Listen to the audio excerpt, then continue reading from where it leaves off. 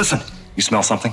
Human emotions are materializing in the form of a viscous psychoreactive plasm with explosive supernormal potential. What a discovery, a psychoreactive substance. Do you know what this equipment is used for? Boggle or Super Mario Brothers? We'll have fun! Yeah, still doing it. Really quite good work there. My friend, don't be a jerk. We've got no choice. Call the Ghostbusters. Super Jackpot! Welcome to Extraplasm Podcast. It's the only podcast on the internet that disappears for 2 months and still expects you to think it's current. I'm your host, Jim Maritato, aka Vic Maniac on the internet, and joining me back in the studio once again for a back-to-back experience, despite the fact that the two backs were 2 months apart, is part-time regular co-host Tony Taylor. How are you doing, Tony Taylor? Hey, what's up? Glad to see you're back, man. Happy to be a part of the rejuvenation and the resurgence of Extraplasm. And yeah, we get to shout out now and be like, we're back! We're back! The best. You're the beautiful. You're the only Extraplasm. I mean, I don't know if we're beautiful. We are arguably the only, although there is some artist out there who uses the name Extraplasm and predates the podcast, but most of his sites are dead. What else did you say? Did you say brave? We're definitely not brave. You might be. I'm definitely and the not. Only. Oh, the best. It might be arguably the best Extraplasm by the virtue of the fact that there's so few of them. But, you know, I appreciate your compliments despite the fact that I'm negating them all. But I'm glad you're here, and I mean that because as you and I have talked about off air, I think that you are going to be here probably on the regular a little more often than, I mean, you're probably here once a month anyway, but when we were doing the podcast. But like, you know, one of the things you and I have talked about off air is that you are willing to step into kind of doing this on a more regular basis as not just like the de facto co-host, but as the actual like guy who shows up once a month to be a part of doing this because we both enjoy doing it together, which is kind of a big shift in the podcast in some ways, and that there's arguably maybe an actual co-host of this thing, but it's also not because it's you. So I feel like in The Office, I feel like Dwight Schrute and like always being the assistant to the regional manager, and now I'm finally getting promoted. That implies I'm the Michael Scott of this podcast, which I don't know that I want to be. I really don't want to be the Dwight Schrute, to be honest, but it was just the first thing. No, that you're not the Dwight Schrute Schrute of The Office. You're not the Dwight Schrute of the podcast by any means. I'm sure we could find other people we could name as the Dwight Schrute of the podcast. And if we were Jim from The Office, then we would call him the Dwight. If you ever noticed this about like Jim from The Office, he doesn't say Dwight. He says Dwight, which is really weird. Like, but well, I'm smirking and looking at my camera right now. So, yeah, you're the Jim of The Office. Your job is now you're the Jim of the podcast. You got to prank everything. Wait, I'm the Jim of the podcast. That's my name. Wait, that doesn't make sense. Hey, everybody. Do you think that we actually spent 2 months getting organized to make this podcast? Because I want to assure you that we did not in any way, shape, or form.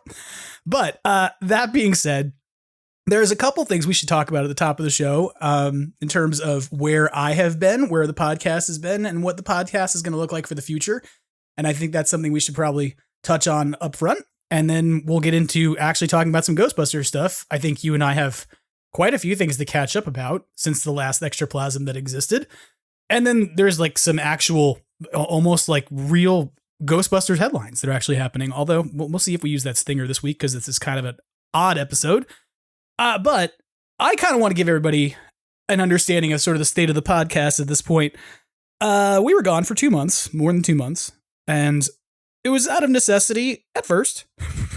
At first, I wasn't here. I was traveling.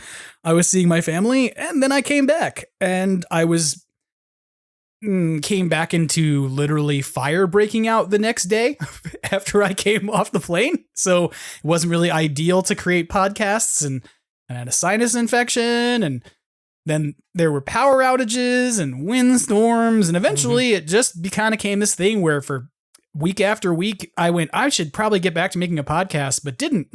And then I think the funniest part of this is that you and I last week sat down. We were like, hey, let's put out a podcast. We'll put it out like for Valentine's Day. We'd be like, it's the end of the Extraplasm as you know it, and put out a podcast. And Tony, what happened? Oh, you know, the the best thing that can happen to somebody who owns a PC, when you go and turn it on, absolutely nothing happens. And the power supply decided to just, I'm done. I'm tapping out. So yeah, I had to do some PC repairs, and we're back up and running and ready to go now. So that was another week where we didn't put out any content because we couldn't. My fault. But no, it's not even your fault. This is the reality is the universe hates this podcast and doesn't want it to exist. That's what I've decided. It was just like, no, you want to make a podcast? Sorry, your state's on fire, and everybody's panicking. You want to make a podcast? Sorry, your friend's computer is dead. You can't. And the reality is this: things are stressful, and things have been stressful for me. At a mental health level, I have been sort of tapped out for a while because of everything that's been going on in my family. And I think if you go back and listen to the extraplasms that go on from like August out until September, you can or out into December of last year, you can probably begin to find the number of things I begin talking about that I'm not going to buy or that I have no intention of supporting or that I'm too burned out to deal with or whatever. I don't want the podcast to be that. I don't want every week for you and me to be like, hey, let's come on the show and talk about what we're not buying. I know it's fun to rip on cardboard containment units, but after a while it gets old, right? After a while, everybody thinks I hate everything. So at the same time, it's really difficult to keep doing this every week when there's not necessarily content coming out. And our friends over at the Crossrip figured that out long before I started this podcast. That's why I was like, I'll do a weekly podcast since you're not gonna. Well, maybe it turns out that the OGs know something about making podcasts. And when there's not content coming out on a regular basis, it's much harder to do something every week, right? Like, what do you talk about from week to week when there's no new stuff, right? Do you delve into a rehash of the best Ghostbusters movies 1 through 4 and decide if there's a fifth? No, like it becomes a recurring circle of conversation. I want the podcast to be something that is fun, that we both enjoy doing, that I don't feel like I'm coming in to be negative from week to week about things, even if it's negative with fun snark. Because the reason I started doing this and asked you to do it with me is because to celebrate the thing, to celebrate the stories of the fandom and of the charitable works and all the things that we like about this. So I have decided that for a while, at least, I don't know how long, maybe until there's some more regular content, we're not getting rid of the podcast, but Extraplasm is going to go to a monthly format. And we're going to do sort of a monthly checkup every month, probably around the second or third week of the month. And between that, if there's opportunities for us to interview people, like there's a few folks who, when they saw that Extraplasm was coming back up and going to be having episodes again, actually reached out or made comments and said, hey, would you like to have me on the show or back on the show? And I was like, wow, I haven't heard from these people who had no expectation that anybody would be like, hey, can I get interviewed now? If there's those opportunities that come up, they will function essentially as bonus episodes in the feed. There will be something every month, once a month, for sure. But between those monthly episodes, if there's opportunities for meeting with folks and chatting with them about producing Ghostbusters projects, if there's opportunities for visiting somewhere and doing a little field trip and talking about that, that's going to start functioning as more bonus stuff. Now, when we get to something closer to like maybe the cartoons or a cartoon movie or potentially another movie release, there might be some, more of a value to talking more weekly or every other week because there's more news to talk about.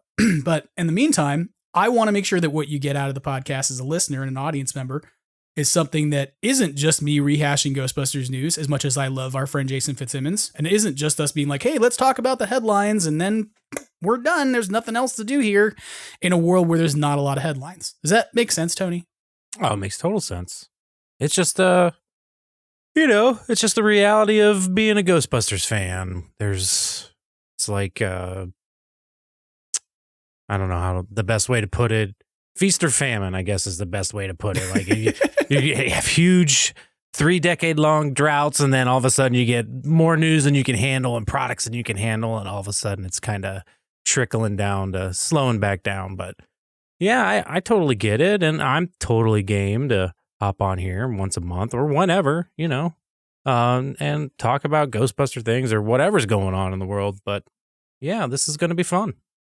Yeah, I think it's going to be fun. And the other piece I'm going to say about this that I think is just important for folks to know, like, if you've been following the Extraplasm social media pages for a long time, you might have noticed that in this past 2 months, I've been pretty sporadic. Like, there are days where I'm like, hey, I got 5 Instagram stories because I feel energized about what's going on. And there's like 3 days where I'm like, I haven't even logged into Instagram because it depresses me. So I'm not going to pretend that I want to make the same level of engagement in social media right now that I was making before. This is getting beyond the podcast, and not to get into politics. I find that social media during these kinds of political moments that are happening is not necessarily helpful for me. That it becomes a sort of an echo chamber of suffering and pain and fighting that I don't find enjoyable. And so I back away from it. And I was giving thought to this, that when we had the last sort of set of political turmoil over who was president, I wasn't really a person who was even much of a public social media person. Like, I had my private Facebook page and stuff, and I didn't really do a lot in public. And now I kind of don't want to be. And I keep laughing because people keep asking me, like, are you going to move to Blue Sky? And I'm like, no, like, I don't want more. I don't want more of this. My goal is not to be like, hey, I've figured out that this social media stuff is not really great for me and is not filling my tank, so I think I'll go find more of it somewhere else.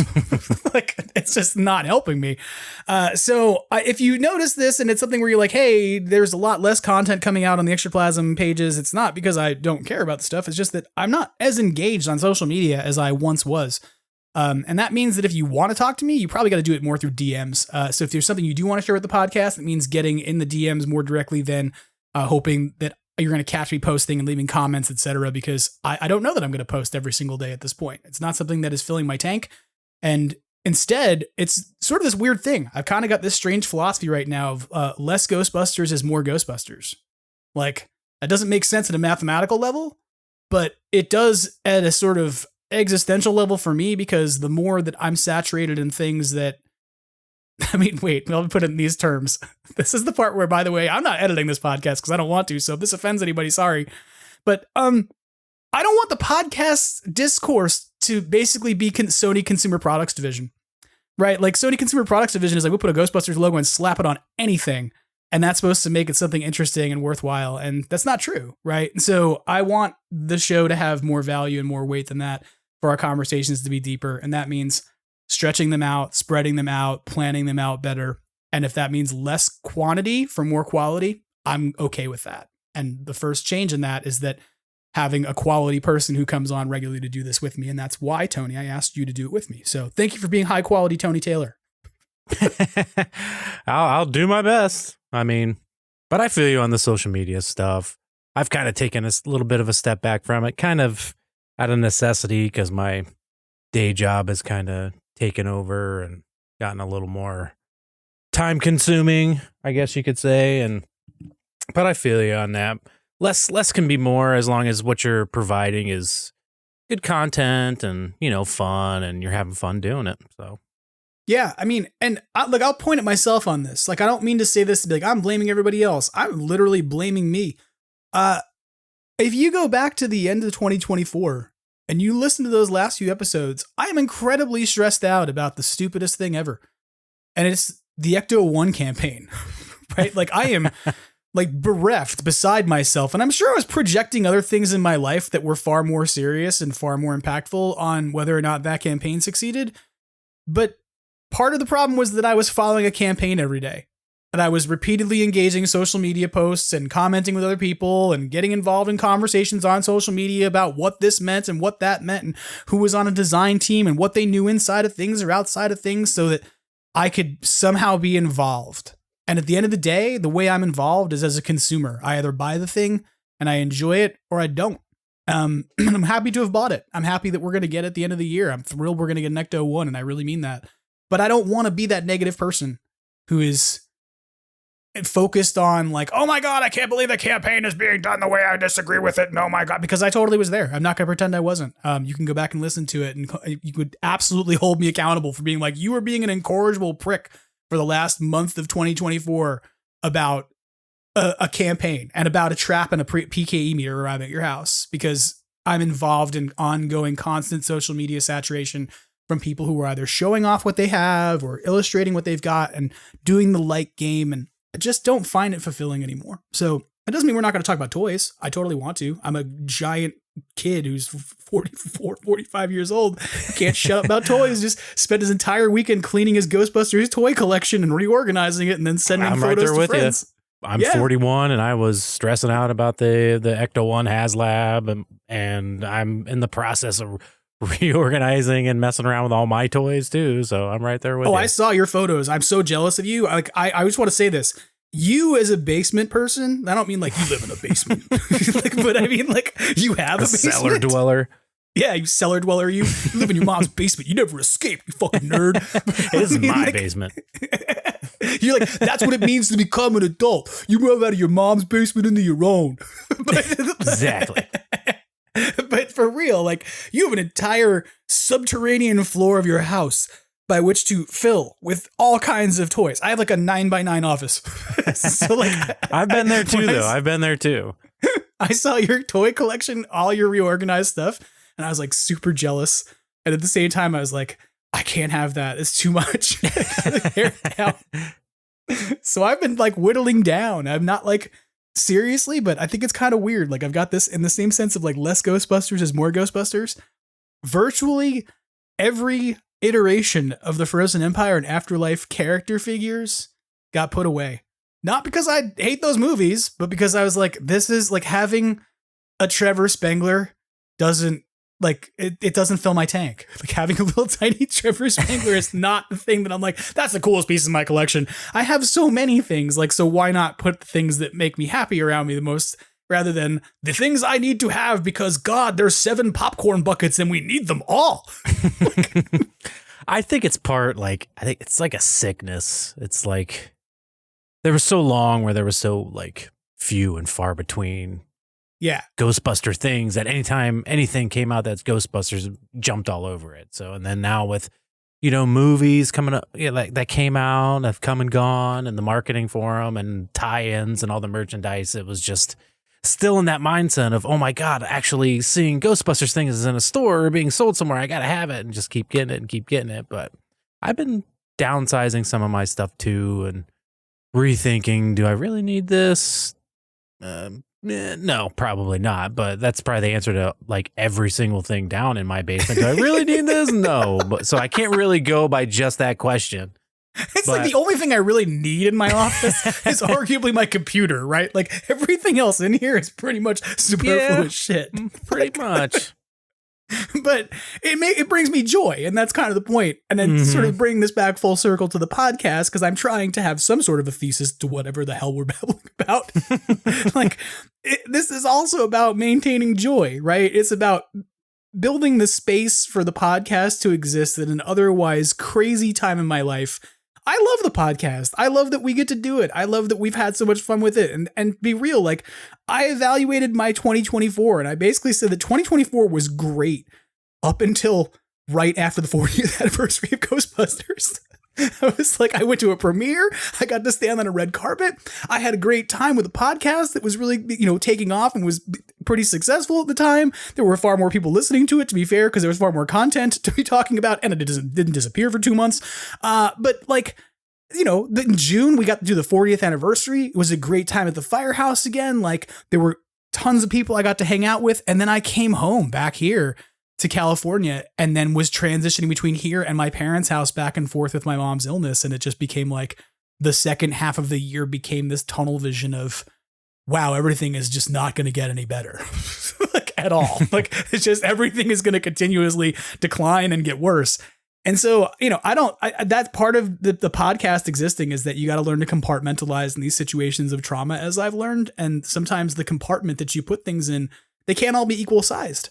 Right. And that means that the compartment that Extraplasm fits in right now is just kind of smaller than the compartment that other things have to. But that doesn't mean that compartments don't change size later. It just means that this is how it is. So the final thing I'll say on this, rather than continuing to navel gaze at my own life for 20 minutes while you offer commentary, and I appreciate you, Tony, is that I am very appreciative of the people out there who have stuck with the podcast, who have listened to it, who have told me they went back and listened to old episodes or caught up with it while I was missing. And to those of you who've reached out to be kind and send messages, I'm also going to say I'm very sorry to some of you. Some of you reached out and attempted to say, hey, I hope you're doing well, or whatever it was during this last 2 months. And I didn't react. I didn't answer you because I couldn't. I was not really in the mental space to do it. And sometimes people are sending you really well-intentioned messages. And this is not to put down anybody, but this was just like a good example with the number of people who would message me during the holiday season while I was with my mother saying, I hope you're making really great memories with your mom. And the answer is like, no, I'm not. My mom's dying. Like, they're not great memories. They're just memories. The best memories I'm going to make with my mom are made. They're done.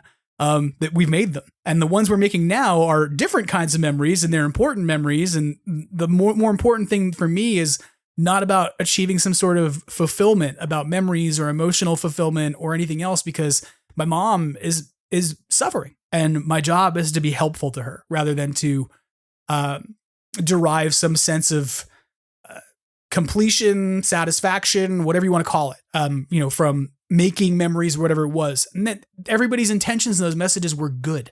No one was trying to be snarky or mean or anything, and everybody was just trying to find the right thing to say. But my reaction to those things was to get angry and go, well, of course they're not good memories. And I knew if I replied to people that it would probably not be healthy. So if I didn't respond to you over the holiday season or last month as you reached out and you said, hey, how are you doing? Or if you sent me an email and you said, hey, I really appreciate this episode you did, and also, are you okay?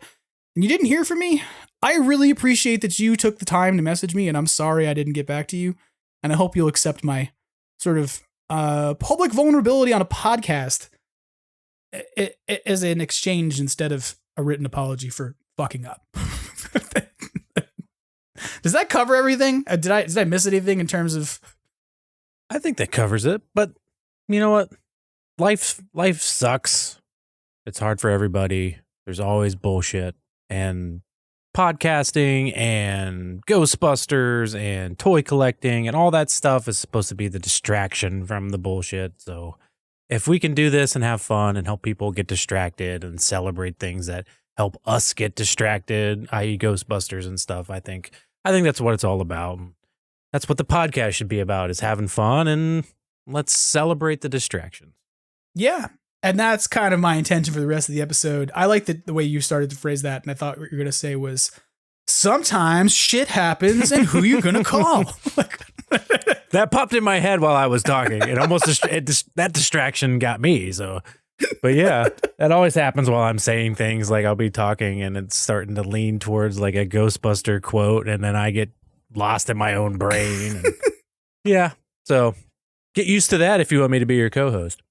All right. Well, I mean, I am used to it. I'm used to you. That's part of why I wanted you to be here, because part of that's nice. I'm used to you. I'm used to you. I like it. You're around.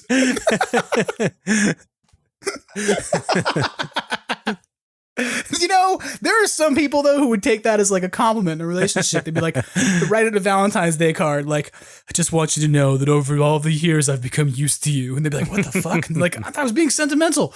I love all your quirks. But whatever. No, I am glad you're here, because I wanted to do this with somebody who I am comfortable with and kind of who can help usher in this sort of, it's not Extraplasm 2.0. It's not like we're rebooting the podcast entirely, but it's a shift. It's a bit of a shift in how we do it and what it looks like and what it sounds like and when it happens. So I'm glad that you are on the, on the rails for, that's not the right word, on the trip, on the road. What am I looking for? You're in the sidecar? I don't. Sure. I've always wanted to ride in one of those. I think it'd be really right fun. Now people are begging, like, you said you wouldn't edit this episode. Fuck you. Just please, dear doing. God. Stop with the stammering, you schmuck. That's all right. Whatever. People will live with it. So I want to talk about Ghostbusters at this point, rather than continue to talk about all this other stuff about the business of podcasting or the business of mental health or what it's like to have sick parents who are really struggling and who are not going to get better. And let's instead talk about Ghostbuster stuff. But this isn't really headlines, right? Because like nothing we're going to talk about for a few minutes is really current. You and I have like 2 months of things we haven't talked about. So I'm thinking like maybe we'll hit a few items, like kind of slam through them really quick and talk about the things that we missed out on and our reactions to them. And one of the things I absolutely do want to talk to you about is I haven't talked to anybody about my Haslab PKE meter and my ghost trap. Like I haven't Yeah, when man. the last time we talked, I was sitting here going, my trap, my PKE meter are not going to show up until after I get back from New Hampshire and I find somebody to get my package and I'm really mad and I'm really angry. Yeah, you were like hunting down ports of entry and yeah. I was at that point of being like, you're I'm tracking find out. ships coming across the sea and cargo. I know how long these have been in the country because I'm smart and I found some shipping database and that means I know that these have been in the country since the last week of October. Where's my stuff? God damn it. Yeah, that's about where I was. But well, what do you think of it? Let's hear it. Well, first of all, I'm very grateful that it showed up before I left. By the magic of the universe, the shipping warehouse happened to be in California, and I received my package like the day before I left to go east, which was great because I knew it was here. And it meant I got to take it out of the box and screw around with it before I left for a few minutes. I think of the 2 items in the box, because it is a 2 in the box, in case anybody There's a lot forgot. in there. There's a lot in there. There's a lot of stuff in that box. But of the 2 featured items in the box, I was surprised that I came away feeling that the PKE meter was arguably the better thing, which I didn't expect. I'm a big Ghost Trap fan. I'm not going to lie. I know it sounds really weird. Yeah. No, but like, I get you. I love a Ghost Trap. So do I, man. No argument here. Like, Ghost Trap is the quintessential item next to the proton pack you need to catch ghosts. Like, you can't catch a ghost without a trap. Like, anybody who's played Ghostbusters Spirits Unleashed, especially against me, when I am an ectoplast and I break all the traps, will know that you have to have a trap to put the ghost in. If you don't, there's not much busting that happens. So I tend to be a bigger fan of the Ghost Trap than the PKE meter because, to be fair, while the PKE meter helps you find a ghost, if it manifests in front of you, what do you really need the PKE meter for anyway? They tried to make it shocky in Afterlife, right? But like, yeah, I'll argue that I could tase it, but I'm not going to bust the ghost by tasing it. After all, I can still have an off-screen death right after I try to tase something. That's what Afterlife showed us. So I am a big Ghost Trap fan. Expected the Ghost Trap to be the thing I would be so excited about, especially because I saw one when I was in New York City. Yeah, and that's Zach right. You get to Spina was see it walking on around the with it. Celebration. Mm-hmm. And I was like, oh, that's so cool. Look at what it does. It's great. But I didn't hear lights and sound on it, right? We just like saw the trap itself and he kind of showed it off. Okay. Well, I got the PKE meter. I'm going to tell this point blank. Like, that is the best PKE meter that's ever been released in retail. I don't care what anybody else says. Mm-hmm. Like, you could tell me it's too chunky in the handle. You could tell me this. I don't care. The coolest thing in that PKE meter is the EMF mode. I love it. It's my favorite thing. I walked up to my Christmas tree. It works tree. pretty well. It's a little laggy. It takes it a second to kind of register when you move it from point A to point B, closer to some electronic doohickey or interference or whatever it's going to pick up. But it works. It's pretty cool to have that actually something react and make the wings of a PKE meter go up on its own, like actually detecting something. Like, come on, it doesn't get any better than that. It does. It really, like, that is, I put out a video that like night when I got the PKE meter where I went and scanned my Christmas tree because I realized that all of the stupid LEDs in my pre-lit Christmas tree were throwing off tons of EMF.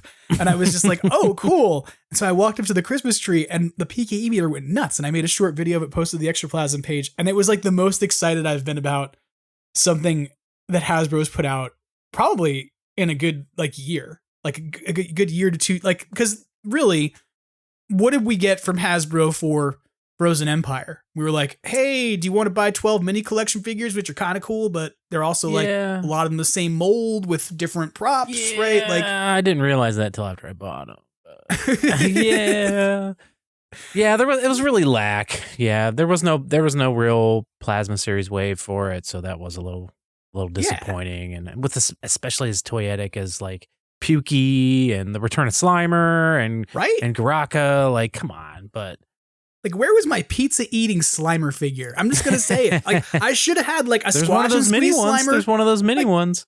Look, I'm not gonna shit on Squash and Squeeze Slimer. He's fine. Like, it's a fine toy, right? But like, I would have appreciated like a Slimer that interactively swallowed an entire pizza. That would have been great. Like, I would have bought 5 of those just because I needed to. But I really feel like, and I've said this before, I think the engineering and the feature set and sort of like the design that goes into these props, leaving any of my previous complaints about the way in which they're marketing back in 2024. We're not going to continue my tirade. We'll leave that in last year. But like, I feel like these toys they don't feel like toys to me. That's the thing I felt about it. Is like, yes, this is a toy, but holding that PKE meter, it feels far more like a prop than the Mattel PKE meter does, right? Like even the trap, like I love the Maddie trap, and I still kind of think the Maddie trap's lights and its sequence is more interesting to me than this Plasma series trap was, or what the Haslab trap. Don't get me wrong, it's a great trap, but like I just have a nostalgic love of the Mattel trap that you have to beat it. If you could take a few of the functions from the Maddie trap and throw into the construction and engineering of the Hasbro one, you'd have the best thing that's ever been made in history. Yeah, right. Because the rigidity and like the heft of it feels like a prop. The pedal is great. Like I'm like, wow, you did such a great job making a pedal that really looks like a prop versus one that looks like a toy. Because the Mattel one, its weakness is definitely the pedal is like, okay, right? Like you didn't even use real ribbon that cable. Definitely feels and looks like a toy. The pedal for the Maddie trap. So it was like, oh wow, this is cool. But like what I was missing in that ghost trap from the Haslab, I really like the Mattel. Like it's not called spooky mode, right? But it's the idea that like the trap sits there and it knocks. Yeah. And the vibration motor like makes it shift on a table, right? And you feel like there's something inside that trap, even though that trap isn't even hollow. And the light sequence underneath the doors kind of moves around, giving you the impression something's moving around inside. Yeah. The Maddie one really kills it on that. And the Haslab one felt like it was trying to do that, but about half as well. And then it's not quite as loud. It's not quite loud enough.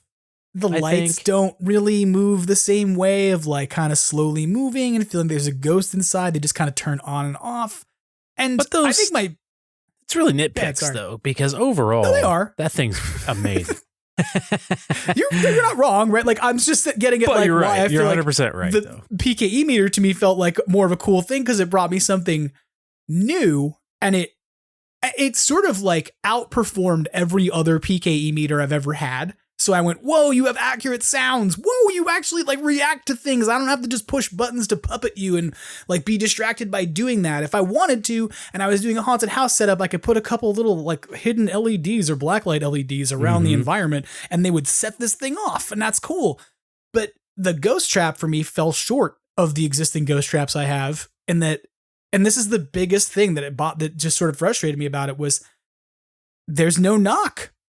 Like I don't understand what the vibration motor's function is in the ghost trap. I honestly don't. I'm like, it just vibrates, and I'm like, well, why? Like, is there anything in canon that says that a ghost trap vibrates when you use it, or did you just go, hey, we got a lot of these extra vibration motors laying around from all these Spengler wands we made. Maybe we should put them in this ghost trap for the fuck of it. Like, I don't. Yeah, the motor, the vibrating motor in the pack. The Haslab Pack 2 is kind of a little much too. It almost the noise of it just working is kind of sounds like a moo, like a cow, like Dude, like do you remember when that happened? Everything. When they showed off when Hasbro showed off the Proton Pack and they like turned it on, right? And they had it on video on camera and it went moo, and people were posting in comments like it's mooing, and they had to put out another video where they're like, this only happened because it was vibrating on the table we had it on, and like it's still happening. It still happens. I have one that definitely goes when you turn it on, and yeah, I definitely turned the vibrations off on the trap. I turned the vibrations off on the trap immediately. I was like, what am I using this for? And I wish I didn't pay for that. Like, if you were just going to charge me the price you're charging me for a vibration motor that just is an on-off feature and doesn't like get programmatically used to do much, I don't really know why I need that. And in contrast, you look at the way that the motor is implemented in something like the Neutrino wand, and there's actually not bad in the wand. It's right. It's like a feedback. It's much more like a haptic feedback sensation from you shooting or whatever. It changes based off the mode you're in. Right. Like, and I think it's just the positioning of it, maybe, and the construction of the entire piece, like the pack or the trap, that like that you can just hear the whirring of the the weighted motor going around, and that's if you could find a way to make it not so noisy, or maybe different motor or position or whatever, it wouldn't be a big deal. But yeah, like I said, nitpicks. But what do you think of the spooky mode? What do you think of it? All right, so that's a great question. Because I was gonna, I'm kind of like. You brought it up. I want to see. I think it's kind of cool. You're right, have you pressed the pedal in spooky mode? Yeah, where the trap won't open because it's acting like it's malfunctioning. I think that's pretty cool. I think it's it is. The Morse code part I don't really get. And to be fair, like I was one of the first people to run out. Not to be like I was the first, but like I was one of the first people were the to. First, at least I don't know that I was. I think there was a couple other people who posted it too around the same time. But like I took that Morse code, recorded it because I don't know how to decode Morse code, and then ran it through a Morse code decoder to find out that it says "Hello World." And I went, okay, so you made a programming joke. Like, that's a programming joke that programmers have been, like, that's the first line of code that you learn to write in, like, any programming course is essentially an output line of "Hello World." And I went, okay, so why is this a Ghostbusters thing? And that was kind of my reaction. It's cool that it's there. It's just like, is this Ghostbusters, though? Yeah. Like, that's kind of how I felt about it. Was like, you could have done other things with this spooky mode other than random Morse code that says "Hello World," which I guess is cool from a position of like an engineer's joke of how many things can we say "Hello World" in the same way that there's people out there who are like, how many different things can we get to run Doom? Like, can I run Doom on the Ghost Trap? But I was thinking, like, if in universe, like Egon made the trap and was putting things in it, Ray made the trap, do you think they would have done that to it? Like, put in "Hello World"? Like, you know what I mean? Like, that could have been something Egon or Ray would have done when they were making the trap. To be fair, like, if Ray or Egon were designing the Ghost Trap, I don't think they would have designed spooky mode. I don't think they I'm would pretty sure they would have. I'm pretty sure Ray would. Listen, we have to have a spooky mode on this. When you flip this switch, nothing's going to work right, okay? Like, that's every single switch and knob on the Haslab Ghost Trap is in universe. That's its real function, so... But it's cool that you can slide the cartridge out, so you can, implement it into a containment unit or whatever. And I think the fan community with the mods have really, like, I think what they did with the pack was great. I think what they're doing with the trap is like crazy. Like, there's a lot of stuff. I should say this now because this is gonna sound so wrong, but like I just want to say this. Please do. If you're a person out there who has a mod, and you are selling a mod for these Haslab things, no, I don't want to. Okay. I don't. I appreciate that you're doing it. But I'm not a mod person. It's not what I do. And I did a little modifications to my pack, but yeah, I haven't even put my pack on an Alice frame. It still sits. I didn't either. I haven't gotten that far yet. I don't really want to wear it around. So I wasn't. Sits better on the stand without one, so I just left it off. But I think it's very cool that the fan community is out there doing things like building like vape machines and different grids for it to put over it to make it look better. And I always think it's funny that, like, as Ghostbusters fans, that's like part of what we do as an ontology. We're like, hey, you made a thing. Well, here's how it sucks and how I can make it better. Well, I mean, it started out, forever. If you wanted any of these things, you had to make it for a long, long time. So there's a lot of people and a lot of arguably way more experience than maybe the Hasbro team, going after making something like this. But yeah, the modders are killing it. Yeah, they're doing a great job. I think it's really cool that all those things are out there and that, like, I don't know that I've seen many PKE meter mods, to be honest. I think I've seen mostly Ghost Trap mods, but yeah, not really. It's not much you could really do to it. I swear I did. I saw a video of I don't remember who it was, but they made it into an actual legit taser. Like, they put a real taser into it. They did. No. They had to bust the thing. They were trying to keep everything for a taser contained in the actual PKE itself. And I think they couldn't do it. I think they had to put some of the components on the outside, and there was some tape involved and, some engineering going on. But yeah, I think they successfully put in a real taser into the PKE. I like that you said it was like a month. It wasn't even a month after it came out, and they already did it. There was tape involved and some real engineering. some kind of engineering. That's a sentence I want. Like on It was a bumper Ghostbuster sticker. group. I'm almost positive it was a Ghostbuster group. It's been a while since I've seen the video, and Oh, well, I've then it kind was of forgotten hazard most tape. of it. That's what it means. It was caution tape. Oh yeah, caution stripe. Yeah, I really do enjoy both of these props. I'm going to call them that. I know there's some people out there who build props from scratch. They're toys. They're not props. I don't care. This to me is a prop. It meets the definition of a thing that I would not just hand to a child. In hand, So- first impressions in hand, you would say prop. I mean, after playing with it and messing with it for a while, maybe you'd be like, okay, yeah, this is a toy. But when you first pick these things up and you hold them, you would your first thought in your brain does not go to toy, Right. goes to prop, which is a huge compliment and congratulations to the Hasbro team for what they pulled absolutely. off with it. And yeah, And I'll just gonna put it in these terms. I got every dollar worth out of them. Like, there's no point where I'm like, oh my God, I charged too much money for this. No, like I got everything I expected. There's nothing that I feel like, I wanted this fulfilled and it wasn't. Like everything that I have talked about so far has been a nitpick that compares this product to one I already own and have a beloved relationship with.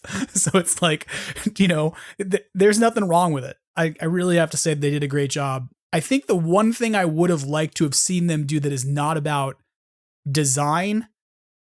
I'm pretty sure that we both know the person who probably made these. So I just want to say real quick, in case that person should happen to hear this, these are my viewpoints and not Tony's.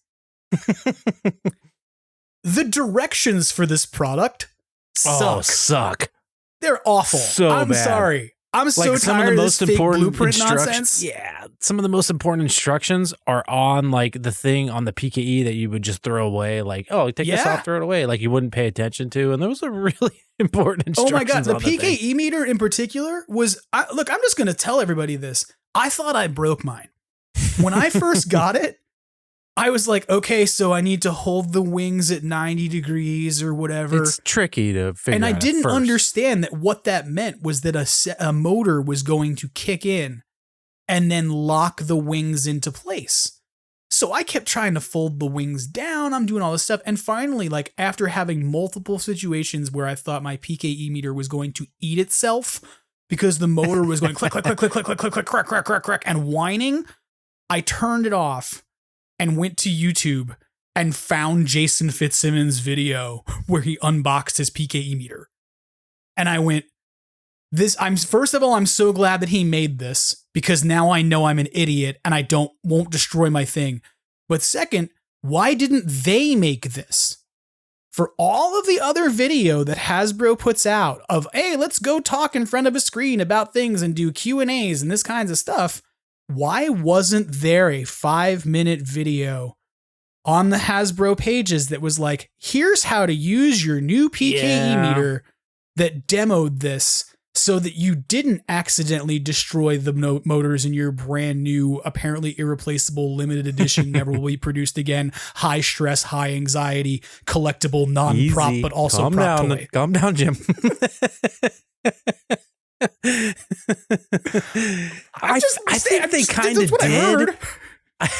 I think they kind of did, but I think there was a lot of time like in between like release and when they kind of showed some sort of functionality of the trap or the PKE. I mean, I'm thinking, trying to remember, but I mean, they kind of did, but not as good as Jason did.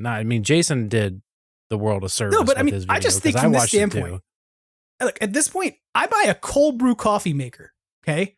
That doesn't even have moving parts. It's literally like you need to pour liquid inside of a container with coffee grounds, and here's how to drain it. You know what's inside the box? A QR code that I scan that takes me to a video that shows me exactly how to use my product. Yep. I have a soda carbonating machine. No electrical power. All you do is screw a container into it that holds CO2, and then you push a button to charge it. It's like a soda stream, but it's a different brand. In the box, there's a QR code that you scan that shows you how to use your product and put it together. And I don't understand why that doesn't exist for all the other video content that gets produced in the process of selling a Haslab. True. I would love to see 5 minutes of video that supported the Haslab. And I think that that would be something at that point that you would see also go viral. People would see those kinds of things and be like, wow, let's check this thing out. Look what this does, etc. And it helps to sell the next iteration of a product that you're going to make when people can see a video of how something works step by step and then go, oh, that's cool. You know what I mean? Yeah, I feel you on that. Like they could have easily have done it, and especially with as important as it is, I wonder how many people actually did break them, or from just taking that white piece of paper that was taped around the PKE meter in the wing. Actually, when I received mine, when I opened it up, that piece of paper had slid off, and one of the wings was, as soon as I took it out of like the plasma, one of the wings sprung up. So I only had one wing up of the PKE, right, and the other one was locked in. So I like first turn on of the thing was like the word, like what you got, it was eating itself. The motor was trying to like engage and kind of screwy, but you had kind of gave me a little warning beforehand too, messaged me like, hey, when I opened mine, I almost broke it. So here's what you need to do. Go watch Jason's video clip. And I sent a video clip, I think to you, to a few different people where I was just like, hey, here's what I almost did.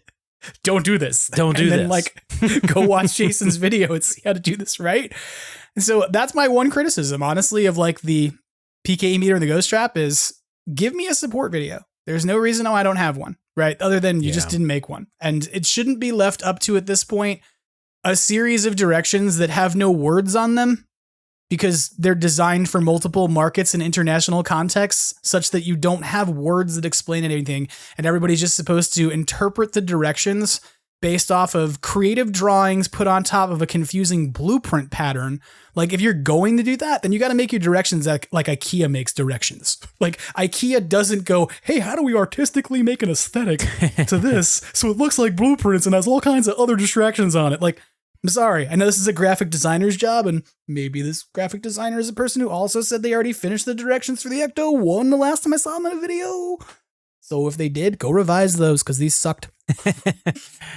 I like the blueprints, but them being the only instructions you get for the whole thing, it does. Yeah, there should be at least an additional, like you said, scan a QR code or another little, booklet or whatever that shows you how to do things a little more thoroughly or, explain better. But bottom line, at least for me, what I'm using them for is it's a display piece, and it's beautiful. It looks freaking amazing. I love looking at it. The stands it came with work great. Oh my God. The stands are awesome. And I'm a person who absolutely hates the Neutrona wand stand.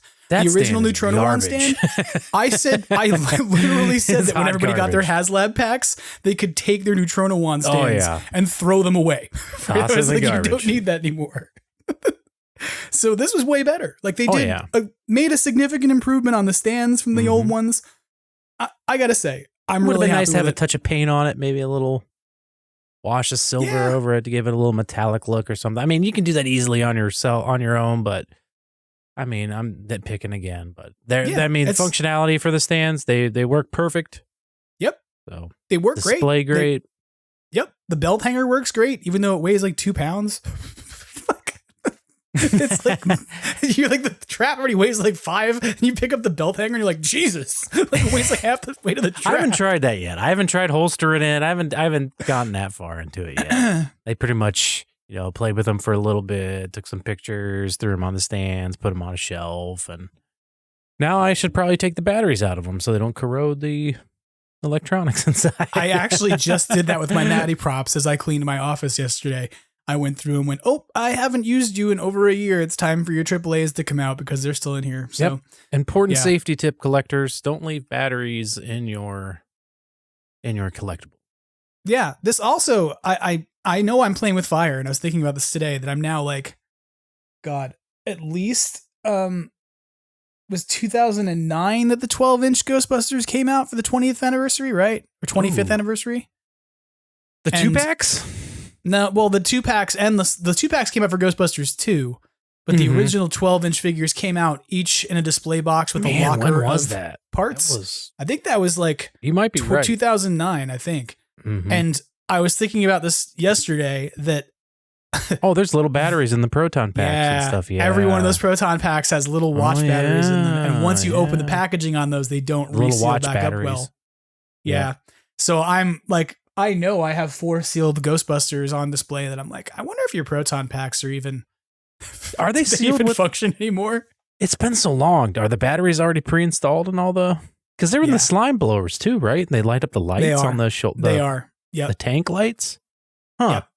So the pre-installed battery items from the Mattel line are those 12-inch figures. And then the other one that people forget about when they see them sold on eBay for lots of money is the PKE meter. Yeah, that one did come shipped with the batteries in it. I did take that out of mine. So when you find people who are selling a sealed PKE meter that's never been opened on eBay, look out, because you're playing chemical gamble on whether or not those batteries have leaked far enough into that PKE meter to destroy it. Because is there anybody actually wanting a Mattel PKE meter right now? Since the Haslab, like, why are you trying to sell one? No, well, not really. But like, what's the market doing on those? I mean, it has dropped. I think they're more like they would have to $250 at this point, where they were more around like $400 before. But it hasn't dropped like significantly below that, because when you think about it, you're not getting a PKE meter for less than that for the Hasbro, right? Like if you're going to buy half of a 2 in the box from somebody, you're going to probably pay at least $250 to $300, because nobody wants less than $500 to $600 for their 2 in the box if they're going to clear any sort of profit on it. So. Well, I think that probably covers the Haslab stuff. Is there anything else Hasbro wise that you wanted to check in about, or that I've forgotten about? I mean, master license holder still. So let's hope we see some stuff.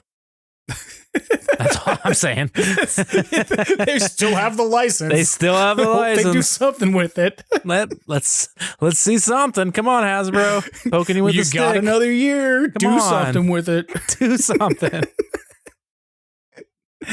Yeah, I'd like to see that do something. Is it another year? Do we know that for sure? We don't know that. We don't really know that. I don't know if they even still are the master toy licensor. I don't know. I mean, I presume they are, because a little birdie told me they were supposed to have it at least through this next animated series and whatever that may be. I see. So I don't know what that means or whatever, but to my knowledge, which don't quote me, but I think they're supposed to have it up through like another like major release, which would be the animated series. So yeah. You know, we'll see. That's a good segue point for us to talk about the animated series, actually, because it's something else we haven't really pass on talking about it, or pass on it entirely. I'm very skeptical, at least personally. I don't know what to think. Well, I don't really want to, predict things and I'm not get my hopes up is what I'm worried about. Getting too excited over it. The reason I brought this up, and I think it's fine that you said that, is that we got to this point, like right around when I stopped doing the podcast last year, like right maybe after the last episode I did, or maybe right before, but I don't really think I talked about it, that there was like all of a sudden these announcements about how the animated series that was being planned for Netflix and the animated film were getting new project runners. Do you remember this? No. Okay. Well, now I feel stupid. Now I'm going to do a very unprofessional thing and look it up while I'm talking to you, because I'm pretty sure this happened. That December 19th, Deadline has an article that comes out. It said, the title of the article was Ghostbusters animated movie in the works from Sony Animation and Netflix. And the article went on to say that with an animated series already in development, Sony Animation and Netflix are looking to expand on building on their Ghostbusters universe, as sources tell Deadline the two are teaming on an animated Ghostbusters film. Insiders add the project is in early development, but said Chris Pern is attached to direct. That's not who was attached to direct when we started this. there was a showrunner announced, right? Well, that's for the animated The guy series. from The and that Daily was Show? That was Elliot Yeah. Kalin, who was announced in September, which was also awkward because we had previously heard that there was already people in place at a creative level for these projects. And if you go back to Ghostbusters, I guess it's Ectofest, right?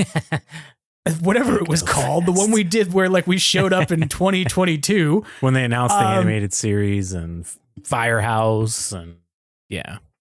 Right, like at the time, we were not told that Chris Pern was doing things, but rather, I'm pretty sure that it was Chris Prinowski from Titmouse. I might be wrong about that, but I know Titmouse was definitely involved. So this is, I'm now looking at it, and this is like back, Variety was reporting in 2022 that Titmouse was producing this, and that it was going to be directed by Chris Prinowski. So something has clearly happened with these projects.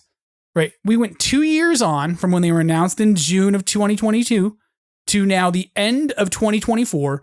And everybody who was involved in making those projects is no longer involved, apparently.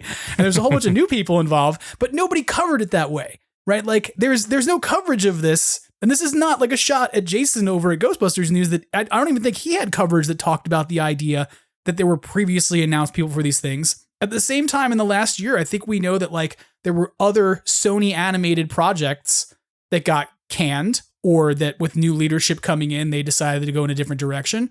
And so when you say that you're kind of skeptical about what we're going to get, I have to tell you, I am too. I think maybe some of it has to do with maybe the writer's strike and stuff, because this stuff was in development during that time. So you got a lot of writers and that type of people involved. So it may have taken a back seat. And it's now kind of just getting restarted. So now different people are getting thrown in the mix. But I don't know. We talked about that on the podcast with Matt Zunick from LA Ghostbusters, because he works in Hollywood. he works in producing and whatnot, and production assisting and in writing. And he was talking about the idea that animation studios don't have the same unions. So the Writers Guild went on strike, the Directors Guild went on strike, but the animation studios did not, because they exist within different unions. And so the understanding that we had at the time was, I was like, well, this would be the time to really lean into your animated work, because you still got to write it. So maybe. But even then, the people who are writing the animated content exist in a different union than the Writers Guild does Screen Actors, the Screenwriting Guild. So I get it. I was surprised that we didn't see more news about the animated series, given that that was where there was work that could be done, if that makes sense. Like they put Frozen Empire into the can. They got as much shot as they could before the director's strike started. Right. And then they were in post-production for that. At the same time, I thought there would have been a lot of animated work being done, but it didn't really happen. Instead, now we end 2024 with totally new people working on these projects. So what does that mean in terms of timeline of release? What if you are resetting a project potentially with new creative people? If you're animation scrapping takes time an existing, too, and animation takes a lot of time. Absolutely. And especially if you're going back to the drawing board on scrapping story concepts or character designs or setting or any of those kinds of things, you're really probably impacting any existing artwork that's been developed, etc. So I don't really I'll be honest. I don't predict seeing a single cell of animation in 2025. We might see some stills of concept, but I don't expect to see any animated content released to us as like a, hey, here's a TV show, or even like, here's a short, until we get past this year. Yeah, I agree. Here's where I am with the animated series. After seeing what can be done with X-Men 97, and like the continuation of a classic animated series that you grew up with, and I mean, it wasn't like totally like, they made it more geared towards adults, like smartly, because they know that they have a fan base coming from previous when they were children, and they're adults now, so let's make it a little more adult. But the adult knob was turned up a couple notches on it, and the animation looked pretty much the same, and they brought back as many voice actors as they could to reprise their roles and stuff, and they pulled it off, and it was great. Now, I would love to see that with more classic animated cartoons, like the real Ghostbusters, and it had a long run. I mean, it was on for how many seasons did it actually get? It's kind of confusing with the animated show, but a lot real for Ghostbusters. a lot for a cartoon of its. I mean, what it is. Well, there's the part where it stops being the real Ghostbusters and becomes Slimer and the real Ghostbusters. But I mean, like if you're thinking about from beginning to end, I think it's something like it's got a lot seasons. of episodes. It's got a lot of episodes.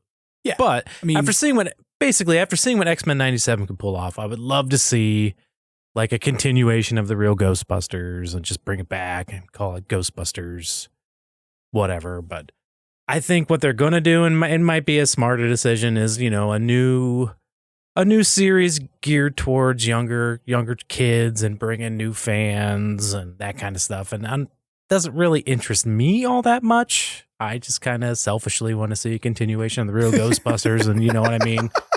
So that's where I'm sitting with it. Just selfishly, after, X-Men 97 kind of got my hopes up, but probably won't see something like that. It will probably be something geared towards a newer audience, a younger audience. And it's smart. I don't blame them for doing it. It's probably the way to go, but does it make me excited? Not really.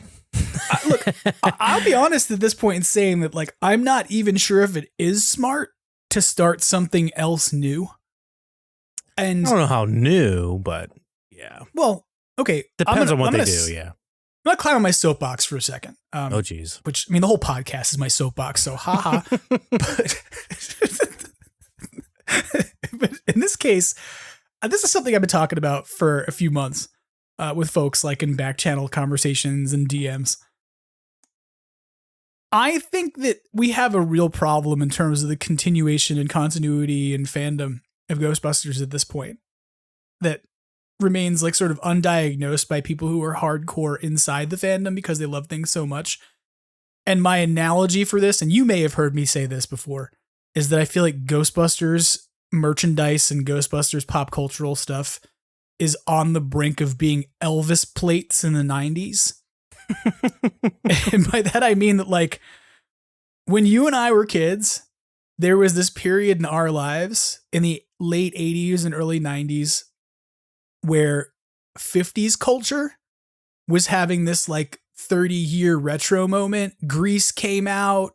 There were like sock hops that were happening that kids were going to in like the 6th grade, and girls were wearing poodle skirts, almost like cosplay to things at like public schools, and like 50s culture was in. And there was a woman who my mother knew for years who had an entire house full of collectible Elvis plates, like the artistically designed plates that you'd hang on the wall, right? It's not Bradford Collection, it's or Bradford Exchange, it's somebody else who makes all these different kinds of not really artwork, but consumer product plates, if that makes sense, right? By the time you got to the end of the 90s, those were garage sale fodder, right? They were like, you want to buy these? I'll sell you them for like, you want the whole stack, $20. Because nobody wanted them. And that's because there were not more Elvis fans, right? There were not like, oh, we came through this period of time where we handed off Elvis from the people who were in their 40s and 50s or whatever in the 80s to a new generation of Elvis fans. Those people just got older, and as they got older, they pared down the amount of crap they had and got rid of it. And there wasn't a marketplace of people who were like, oh, gotta buy up that Elvis memorabilia. It's hot. We're kind of in the same place in that it's not as drastic, but there's been no content that really has been designed to connect with kids who are younger. It has been designed to connect with us as a nostalgia series or as a legacy sequel, etc., in the hopes that we will then bring our kids, which I don't have any. Sorry, I fail you, Ghost Corps. And we will bring kids into this experience. Does that make sense? Yeah, makes sense. But what most of us fell in love with as kids was not a movie that we went to go see once. It was the cartoon. I define myself as an exception to this rule because I watched the movie first and liked it first before the cartoon existed. But the vast majority of my friends who love Ghostbusters love it because they grew up with the cartoon and the toys and the Halloween costume and all of those things. And while there are toys And while there are Halloween costumes for kids, what there's not really is media. So if you're going to make this work, you probably have to, at this point, create something that the current crop of people who are kidults can look at and go, oh, cool. That's like animated Ghostbusters like I had, such that they're going to introduce it and show it to their kids. Because I think at this point, if you were just put out Ghostbusters stuff for kids, not having them understand where it comes from, any relationship to it after this much time, it's kind of like trying to sell Elvis to kids who are 8 in 1994. Right? Like, yeah, definitely has to have happen. the media tie-in, otherwise it ain't gonna work. Yeah. So, but along the same lines, like you can almost look at Grease as a template for how you appeal to an adult market who then introduce this stuff to their kids. But if you then don't sustain that in some way, that becomes a pop cultural fad that just fizzles and goes away, and nobody really cares about 50s culture much anymore. Does that make sense? Yeah. It's like beyond Back to the Future. We all care about 1955. That matters a lot. But the outside of 1955, who gives a shit? You know? Come on. Why can't Howdy Doody have a comeback? So I think that I would like to see them do exactly what you're talking about. Right? Oh, Like, yeah. take Real Ghostbusters and bring it back. You could even do Real Ghostbusters Afterlife if you want. Do a version of Real Ghostbusters that is like Egon is gone, and these are the 3 Ghostbusters who are left, and this is his granddaughter and his grandson, and they're in the firehouse in the same animated style, and have the Ghostbusters there as consultants or whatever in the same fashion that you had Egon related to Extreme Ghostbusters. Our friend Brendan, Badoochi Studios, did some artwork, like Real Ghostbusters 2, and like had it animated as if Egon was a ghost, and there was the granddaughter Phoebe, and she had the same blonde spiral hair with like red glasses, and I think that was around the time of Afterlife, because I remember he did like a I think you're right. muncher and stuff. But that was perfect. I'm like, yeah, I want to watch it. Let's go. Sign me up. Yeah. And I hope that maybe with this retooling stuff they're doing, they will, find a way to make sure that they bridge this. And I don't know. It's, by the same token, I could be totally okay with them doing some sort of animated movie that had nothing to do with the current generation of Ghostbusters, and instead went back and looked at an era of Ghostbusters that we don't know about. Yeah, that would be cool if done right. Yeah, that could be really cool. And also, in all fairness, the Real Ghostbusters did have a sequel with Extreme Ghostbusters. It was technically a continuation of the Real Ghostbusters. It still had Egon and, carried everything over from that. Right. But yeah, we'll see. I'm just trying to kind of not really pay attention to it, although it's been pretty easy because there hasn't been much news at all. So it's been really easy to do that. But I don't want to get my hopes up. I don't know. I'm kind of worried it'll be too kiddish, and but that's selfish. I hope they come out with something that's super successful and popular and brings in new fans and continues the franchise and helps us get more cool shit. But we'll see. I think that what we may be looking at more in 2025 to get us content, and that we haven't talked about yet, is that Dark Horse's comics are going to continue. Oh, yeah. And the title of that series is now Dead Man's Chest. It was for like 5 hot seconds Skeleton Crew, until the entire fandom went, wait, isn't that the name of a Star Wars thing? So that's kind of fun that we'll have more comic books. Not to get snarky about this, but I am very glad to see that someone at Dark Horse is listening to the rampant screaming about art style that went on over the last year. Which is not to throw shade at Blue Delaquanti, who was the previous artist, but I don't think that I don't think anybody I talked to was particularly happy about the art style of the last Ghostbusters book. More people were happy with the writing. David Boer, of course, came on and was a guest on the show and talked to us about the last story and hinted to us there was going to be more stories. And so I'm happy to see him back. And I'm just going to say this really fast if people don't know this. If you don't follow David on social media, David lost his house in the fire that happened here, in the Eaton fire, the day before he had open heart surgery. Oh, man. So I'm just going to ask you that even if you didn't really think that the last book was that great, please go buy this one when it comes out.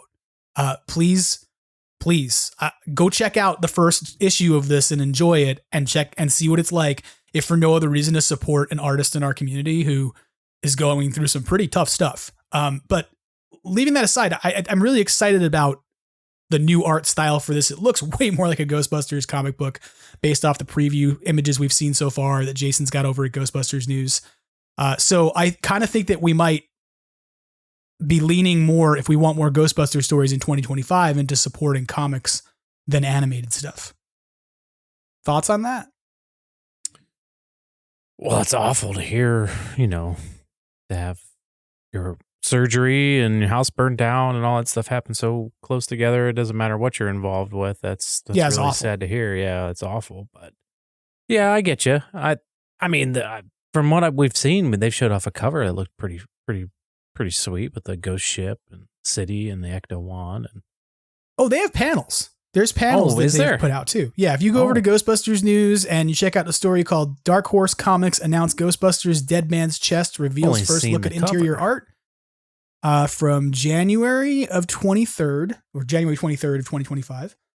There's several panel images and they look good. I mean, they don't look like photorealistic comic book. They still look kind of a little bit cartoonish, but they kind of split the difference between cartoon and comic book in their style.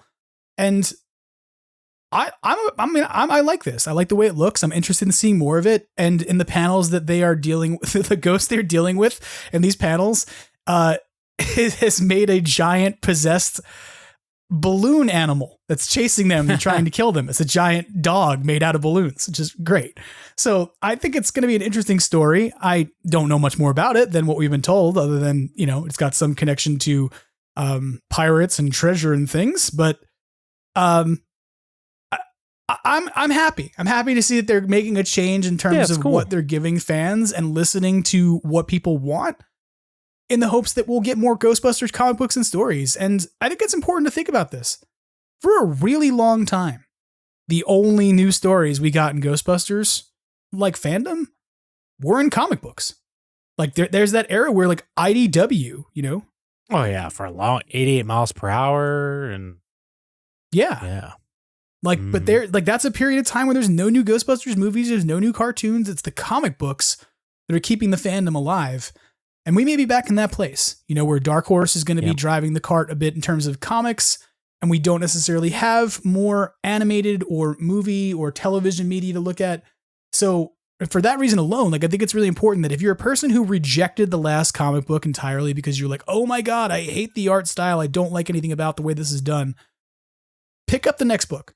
It looks like they're really responding to that, and the artwork is really great. And I think that David, is trying to put together a good story. He's got a deep love for Ghostbusters. Anybody who's here knows that he shows up at Ghostbusters events all the time now in a Ghostbusters jacket and goes out with Ghostbusters franchises and does things. He's a big fan. He's not just the guy who wrote some stuff, One other thing we should talk about that I was very excited about before we went on break, and that hadn't happened by the end of the year, despite the fact that people thought it would, is that Spirits Unleashed had its final DLC. So that means that we now have our final ghost added to Ghostbusters Spirits Unleashed. And we didn't get a new level. We did get the Boogeyman, though, which is kind of interesting and kind of fun, considering that, I feel like 2025 now is the year of the Boogeyman. He has a toy. He's in a video game. Finally. Yeah. That being said, I know that some people were really underwhelmed by this DLC because it literally was just here is the Boogeyman as a new skin for an existing ghost. They didn't do a level. They didn't do cinematics. They just did, here's the ghost we said we'd give you. And then they made some tweaks and patches to bugs and rebalanced some different ghosts and, weapons and things. I just want to say this, Tony, I know you haven't played anywhere near as much of this game as I have. No, I played a little, some, but not nearly as much as you have. No, but we're literally doing the check right now as I Oh, wow. I'm just shy of 2,000 hours on Ghostbusters Spirits Unleashed, with 1,948 hours and 44 minutes. Hey, Jim, what'd you do with the 2 months you didn't do podcasting? I don't know. You took a break from Ghostbusters? Uh-huh. I will say that I have this superlative statement I want to offer to Ilphonic, and I want to see what you think about it. I think that Ilphonic may be the company outside of Sony or Ghost Corps or Columbia Pictures that has done more in its product to celebrate the entirety of the Ghostbusters fandom than anybody else ever has. Maybe IDW rivals them because they made so many books, but that's a lot of content that they made, right? This is one game. Mm-hmm. Definitely put forth an effort to do that. I mean, you could tell they really wanted to celebrate the entire franchise and not just focus on like post Frozen Empire or any like time period or anything like that. So yeah, definitely. From what I've seen, I know that things have been leaner at Ilphonic, and there have been layoffs and things, and was not like the ideal end of the year for them in terms of how things went. And I imagine that played into when this DLC dropped, etc. Though I don't know. And so if I don't want to talk out of turn, and if Jared Garrettson is listening out there, like I don't mean to be like, let me say things about your company. I don't know. But I do seriously and sincerely mean this, beyond the fact that like Jared was a great guest who came on the show. I have enjoyed this game for like 2,000 hours. Like can't say that I've enjoyed any other Ghostbusters thing, maybe other than the movies and maybe the 2009 video game for that much of my life, right? That I've been like, I spent 2,000 hours with it, and it has celebrated every part of the fandom and every part of the franchise, from everything from the original movies to the more current movies to you could have Extreme Ghostbusters gear you can use in that game. You can have the 2016 Ghostbusters gear. You can have gear they made that was inspired by things. Like, there's been no product to me that did a better job in the time frame that it's been out there of really embracing and celebrating the whole fandom. So this is my personal, like, public thank you to everybody at Ilphonic who worked on that game and who helped to make it, because it's been really fun to play for the last 2 years. I've put in this much time with it, and it's a bummer to me that there's not going to be any more new content for it. But the value that I got on like a $30 game that then became like a $10 game for some people on sale for 2 years of content was outstanding. And I hope that everybody at Ilphonic who contributed to this has a great future in terms of where they go with the gaming industry after this, even if they're not working there at this point, because it's been a great ride. And by the same token, like, I think the servers will keep running this year. I think they'll be up, doing maintenance work on and patches of that sense, and we're bringing new content. But we were given so much by this company in terms of Ghostbusters lore. And as much as I love the 2009 video game because it's like a third Ghostbusters movie and celebrates the first movie and the second movie so much, this is a game that celebrated the entirety of Ghostbusters fandom, and I'm really appreciative for it. So, and I think at one point you even got to kind of create a figure based off of it. Yeah, that was fun. They have a lot of great creature designs, and even the original stuff that they did really feels like it fits in universe, and you can tell the people were really, there was a lot of fans involved in the making of the game, not just, hired guns and stuff. So yeah, it's sad that it's kind of coming to an end, but what they've accomplished is pretty amazing, especially within, like you said, in the world of Ghostbusters, to try to tackle the entire franchise and do the most for Scoleri Brothers, Boogeyman, they did a librarian, right? The librarian's in the game, isn't she? Am I mistaken? No, she was she up for vote? No, the vote was she in that vote? Was, maybe she wasn't. I don't remember, but I know that like the Gozer, Boogeyman. It was Gozer and the Boogeyman that were the two that like were real contenders in it. Yeah, and I mean, it's kind of interesting. Most of the ghosts in that game, until you got to the Scoleri brothers, for the most part, were not really humanoid. They were like, they were kind of amorphous or blobs or multi-armed things. And, so they're kind of like, were decontextualized from humanoids, I think. And so when they did this final set of votes about who would be the last character, one of the key questions people asked was like, well, if you do Gozer or you do Boogeyman, what's the mechanic? Because like nobody else walks in this game, right? Like there's no other ghosts that touch the ground. And in the end, they actually made Boogeyman float. He's just another skin on top of another ghost. So he doesn't really walk. And to me, I went, that sucks. Cause I really want to see him have those like the stupid like goat legs or whatever it is he has. Well, he still got him. Doesn't he still have him in the game? Then he doesn't run. He doesn't. Yeah, he's not. You don't get to hear the clomps on the floor, but yeah, I want to hear him gallop. Why do my hands hurt? You were galloping. My hands are from galloping. Yeah. But I don't know. I love that game. I'm really appreciative of the last DLC. It's a lot of fun. There are a few new bugs that have cropped up and I hope they'll take care of them, but I mean, I can't complain about how much fun I've had with that game in the time I've had it. So it is the game that makes me wish I really had the time to, nowadays to do what you're doing. Like if I could, that would be the game that I would be putting on for sure. You mean not sleeping and staying up until 4 o'clock in the morning to repeatedly put ghosts in a trap and be annoying? Yeah. Okay. That's what you want to do? I wish I had time to. Yeah. Hell yeah. Don't worry, they'll put it out in the 25th anniversary edition after you retire. There we go. I'll play it. It'll be retro at that point. You have to go to like a retro game store to buy it, and you have to get a really old computer.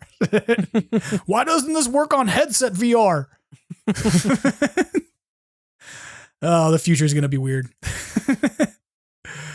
Well, we've talked about the animated series stuff. We talked about the Haslab stuff. We talked about Spirits Unleashed. I'm trying to think about what else I haven't talked about that happened in the last 2 months. And to be honest, like there's a massive list of stuff that we could run through. Like, oh yeah, I'm excited to hear that our friend Troy Benjamin and Craig Goldberg are going to be doing a book together, which we haven't really talked about.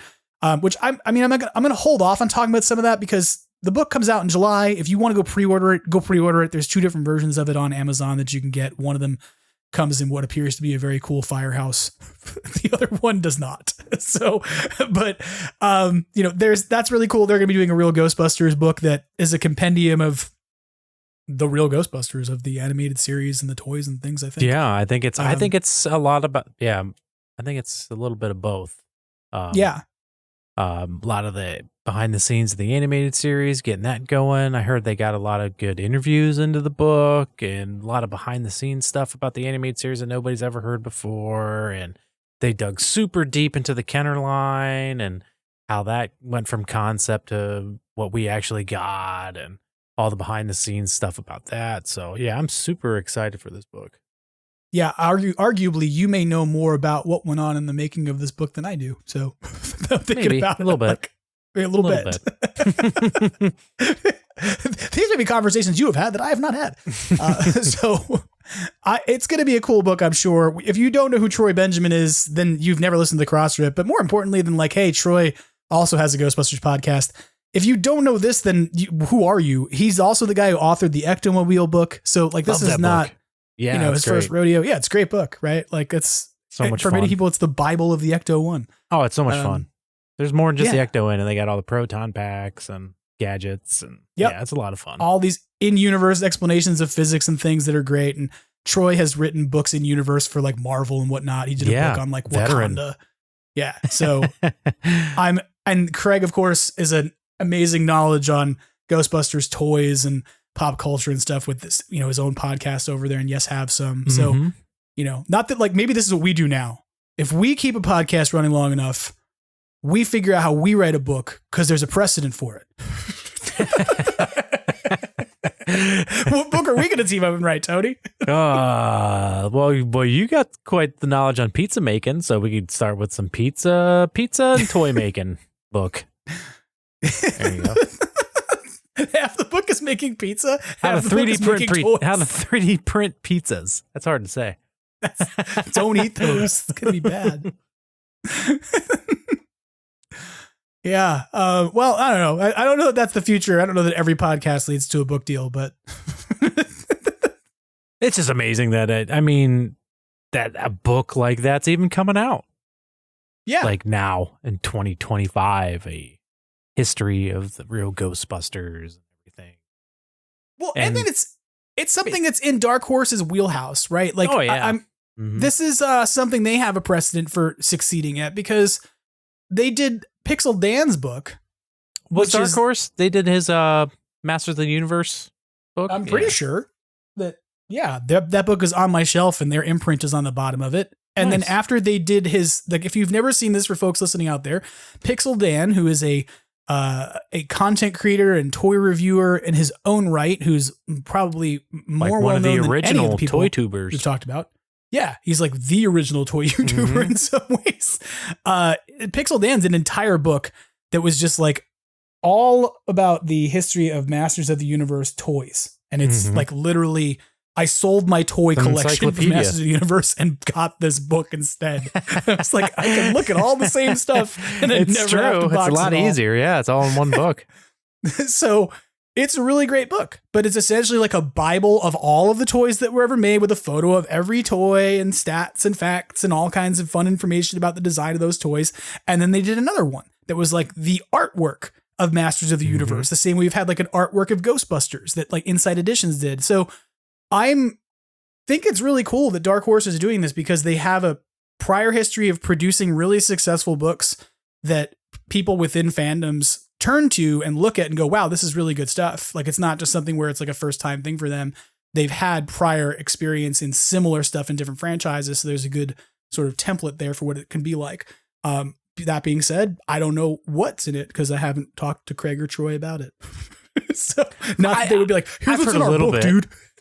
I've heard a little bit, but bottom line is a book like that couldn't be written in the hands of two better people. So yeah, that's for that kind of a book about Ghostbusters. That's certainly they are the two people who would be in a really good position to be able to explain this history and contextualize it, etc. Yep. And I think that, Craig, at least from what I know, I think he did some pretty deep dives on things like how marketing worked for the original Kenner series and things like that. So I'm eager to see it when it comes out. I believe it comes out in July, but again, you can pre-order it now.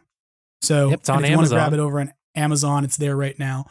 There's two versions. There's just the plain old printer edition version, and there's the version that looks like a firehouse, which is pretty cool because not just any firehouse. Ghostbusters firehouse. Looks like the Kenner firehouse.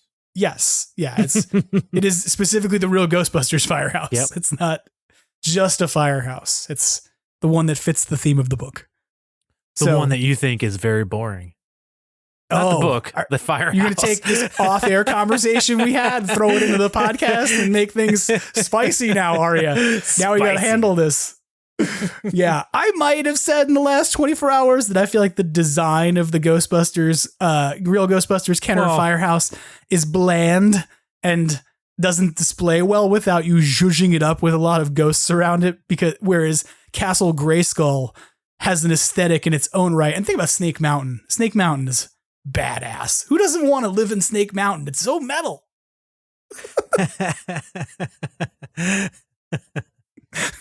It's metal.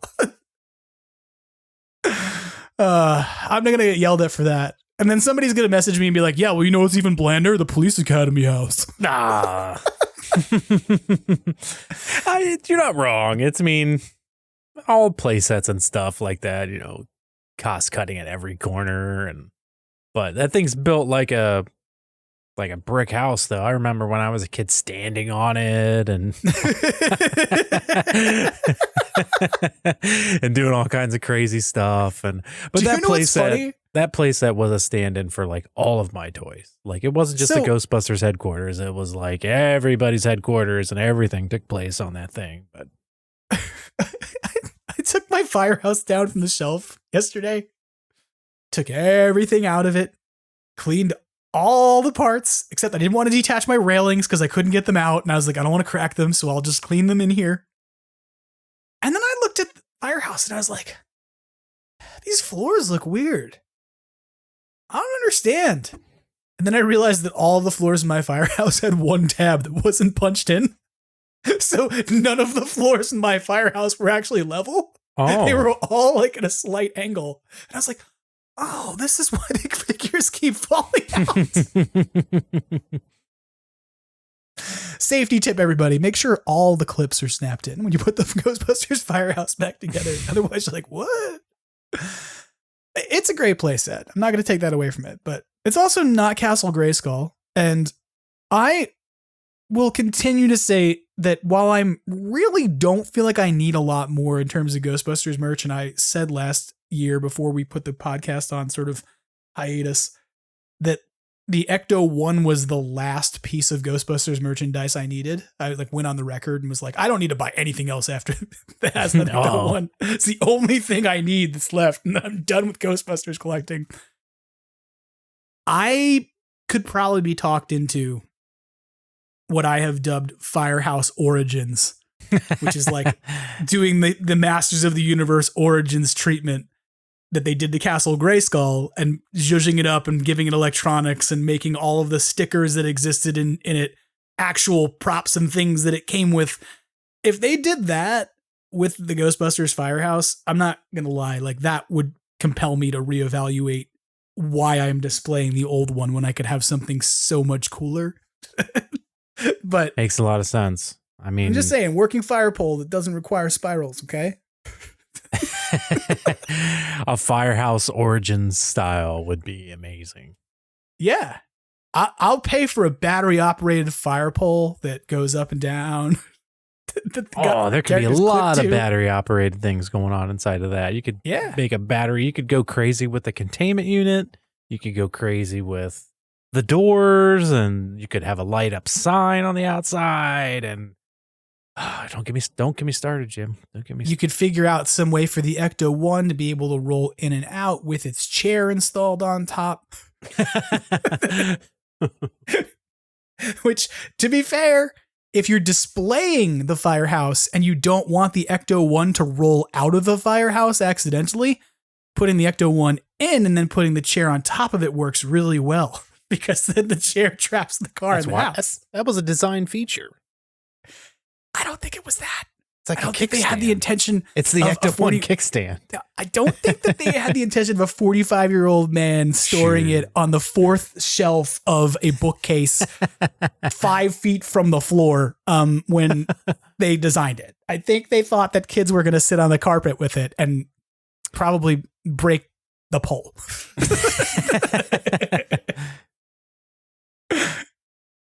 But in your defense, that playset, without the sign hanging off of it and the red doors, very like what am I looking at? Like it's very like I said, demilitarized zone, and like yeah.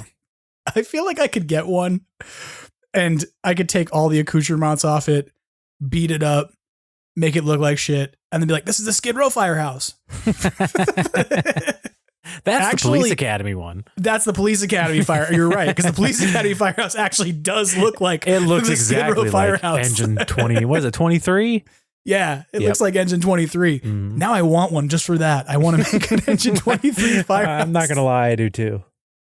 No, but see, I want that, but then I want like Ivan Reitman action figures. Like I want a filming version of the Ghostbusters. They did that Spielberg. Firehouse. They did that Steven Spielberg for Jurassic Park, where he was the Mattel did that. Yeah, that'd be awesome to get a. Hey, look, Hasbro has an Ivan Reitman head. We know they do. Yeah, they made the gave one. It well, to two. They made the two, and then they auctioned right, one. But the design exists in CAD somewhere. That's true. Right? It's there. Somewhere there's a file on a server that has Ivan Reitman's head in it, and there's another one that has Jason Reitman's head in it.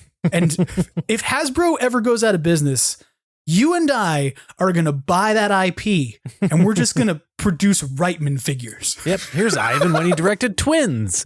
Here's Ivan when he directed. Here's Jason Reitman during Thank You for Smoking, or for not smoking, right? Like, here's Jason Reitman during the production of Juno. And we're just going to produce a lot of unauthorized Jason Reitman figures based off the head sculpts that we liberate from Hasbro. That's our future. It is totally not our future, people. I don't know what the hell we're talking about at this point. We've derailed, but what we should probably do before we finish this up is at least talk about some current Ghostbusters news, because we've talked about the things we haven't had a chance to talk about. We haven't had really the chance to talk about the new things that have been happening in the last couple of weeks. I mean, I think that the big news in toy world is that the next Mondo figure has been released for pre-order, which I'm still not going to buy, but I'm not going to be as negative about it. It's a little weird to put your second offering up before the first has arrived. But yeah, I've watched enough things lately about, especially with the release of Egon and the Boogeyman, with some of the Mondo people talking about the engineering going into it, and them, this is new for them going into the 6-inch scale and them wanting to get all that perfect. And with this Egon offering, I've seen the PKE meter that he comes with is actually functional. Like you can actually collapses down into itself. Well, yeah, it detects, it has an EMF detect function. It has an EMF detector. But I mean, you can actually collapse it down into it, pull the wings out, which is cool for something to that scale and stuff. And I mean, the Boogeyman sculpt is ridiculous, and it's so good, and it's the first actual Boogeyman figure to be made like ever, which is crazy, because if you asked anybody like, hey, what's your favorite ghost from the animated series, like most people are going to say Boogeyman. And the fact it's been how many years and it's finally happening and whatever. But yeah, I ordered it, but it's a hard pill to swallow, the price. But I think that it feels like they are trying to give you the most they can give you the most bang for your buck. And I've gotten some Mondo stuff in the past, and I will say it is very, very, very high quality. If just in hand feels great. I'm gonna say here it's pretty sweet that I'm not jumping on these because of price point, and this is the fact that in the last couple of months, I've come to this understanding about my own sort of love of the fandom, that it really is like the first two movies that are so deeply important to me, and Real Ghostbusters, while interesting to me, like it has less cachet for me at this point in my life, if that makes sense. Like I'm not quoting Real Ghostbusters episodes on a regular basis. I've been quoting the movie since I saw it, and I'm 45 years old in a month or 2 months, right? So I think about the fact that like I'm not willing to spend this level of money on this because I don't have the same kind of emotional connection to these characters. That doesn't mean that it's bad. And I want to say here that I think that while I have been frustrated about price point, there's a part of me that thinks the strategy of releasing Samhain first, or Samhain, however you want to say it, didn't illustrate just how much detail was going into what you were getting for the price point, if that makes sense. Yeah. Boogie is a far more complicated sculpt than Samhain is, right? Oh, like 100%. His hair, articulation, alone. And yeah, because you got the goat legs. So this is like a figure that to me more shows off the sculpting level, the detail that's being put into a figure. Mm-hmm. I kept laughing about the fact that when they did the Samhain and Venkman 2-pack, people were like, oh, you got to look at the detail on the sculpts. I'm like, it's an animated character. What are you talking about? Like the Ghostbusters have pretty much the same uniforms and bucks. They're smooth. They don't have a lot of detail and articulation in their bodies other than like the zippers and things. And Samhain is like a pumpkin head on top of a robe. Like there's not a lot of articulation to see. Right, it's what he is. So there's not a lot of articulation to see on display. Like, even if it's there, you can't see it. Whereas like you look at this sculpt and you look at the preview images that they have for this Egon and the Boogeyman, and you can see the stubble on the Boogeyman's chin, right? Yeah. Like you can see like all these little features of that animated character that they're really doing a good job of. And the way they're portraying. executing the hair, not only the sculpt, but there's like, it's not just one color. And there's two heads. Highlights and lowlights and, a bunch of different, there's a lot of paint application going on. Just a lot of paint apps and two different heads. One of them with like a tongue wing hanging out. And it's not like, oh, we reused the same sculpt and we just changed it. No, it's literally like a completely different head sculpt with completely different head detailing or hair detailing and stuff. I have to say, I'm not up for this because of the price point, and I'm not going to jump on this because I don't want to spend $850 collecting this line. Yeah. But if Boogeyman were offered standalone, I would buy him. Like there's no reason not to. If he was a standalone $100 figure, I think it would be like, I'd buy it. I'm on it. Like nobody would even question it. The Boogeyman. Right. Yeah. But this Egon next to it, I look at it and I go, it just feels like soft, like cell shaded kind of, I don't know if I'm using that word right, but it just doesn't feel like it's got a lot of detail to it. And I know I've seen some people complain that they're upset about the fact that the original renders, he had thin wireframe glasses like he does in the cartoon. And now on the prototypes, those have been thickened out because of concerns over breakage. So it's like, okay, we're making compromises already to the face of the character and the iconic design. This is something where I go, yeah, it's cool, but I don't need it. Whereas Boogeyman would be like, I want to display this on my shelf next to a lot of my other ghosts, you know? Mm-hmm.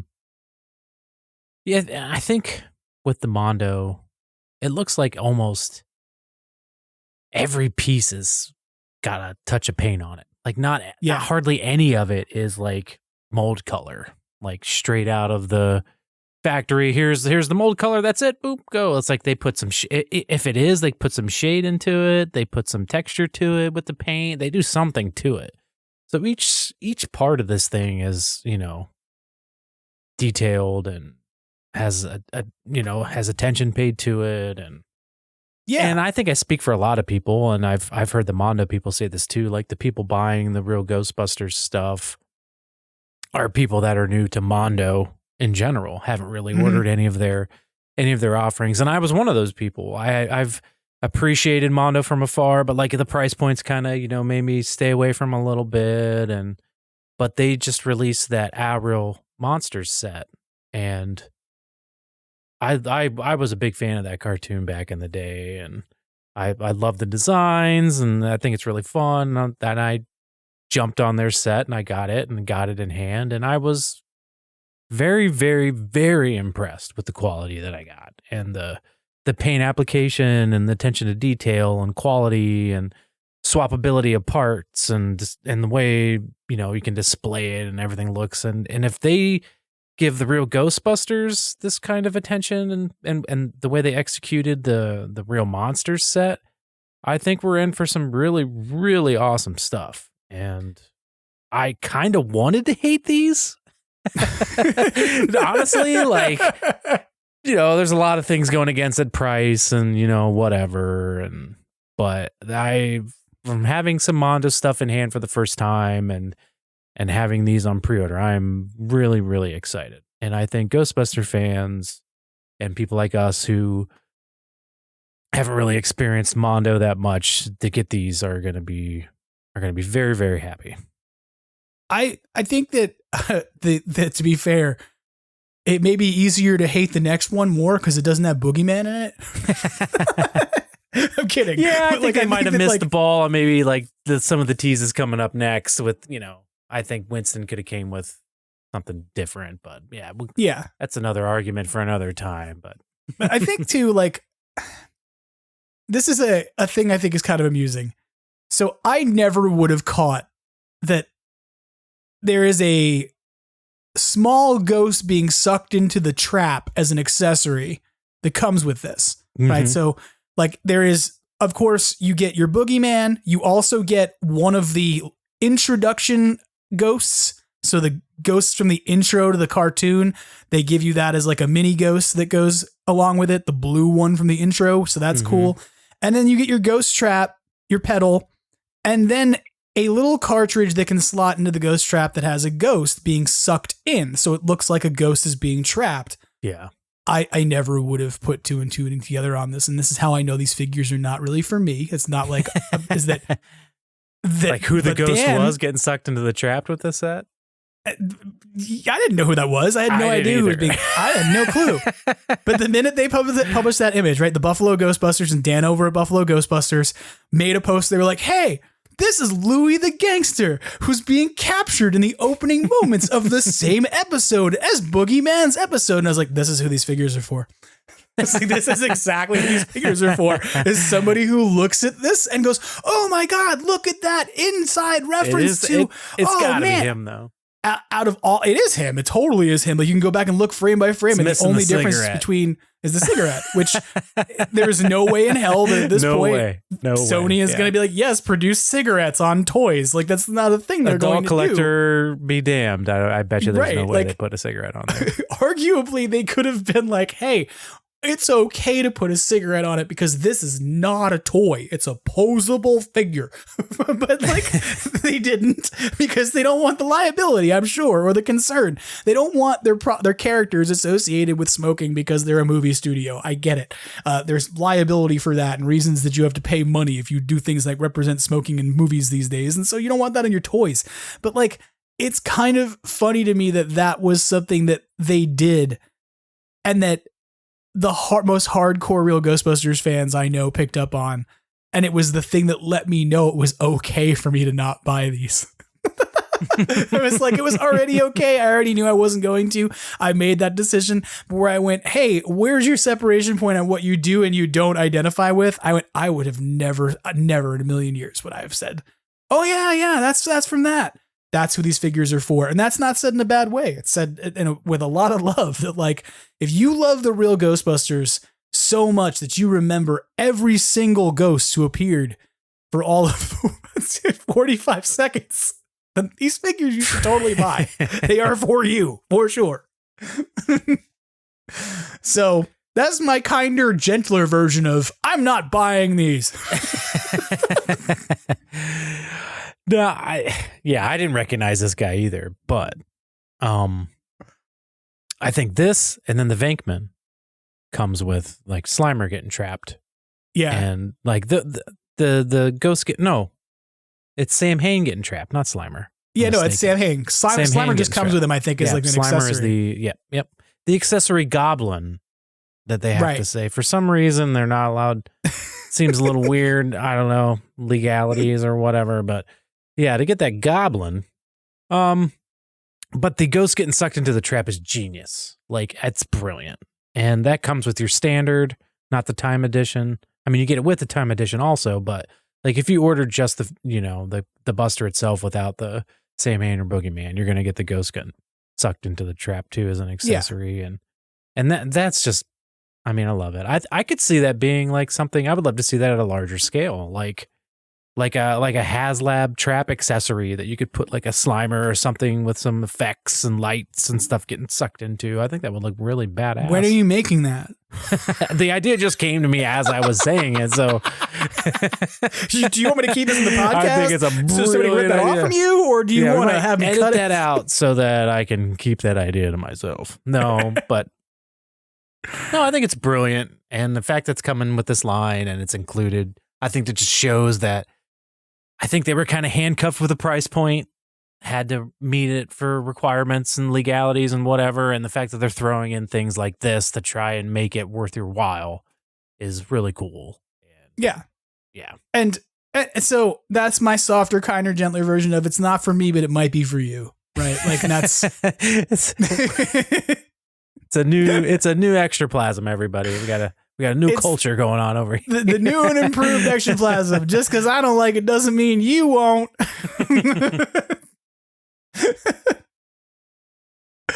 But to be fair, I do think that Boogeyman is very well done. Yeah, it's hard to hate that. I can't hate that. I can't. If you were not trying to sell me an Egon that I'm not entirely fond of, and it was cheaper, I would buy it. But any other thoughts on the Mondo stuff? Are we good? I think it's awesome.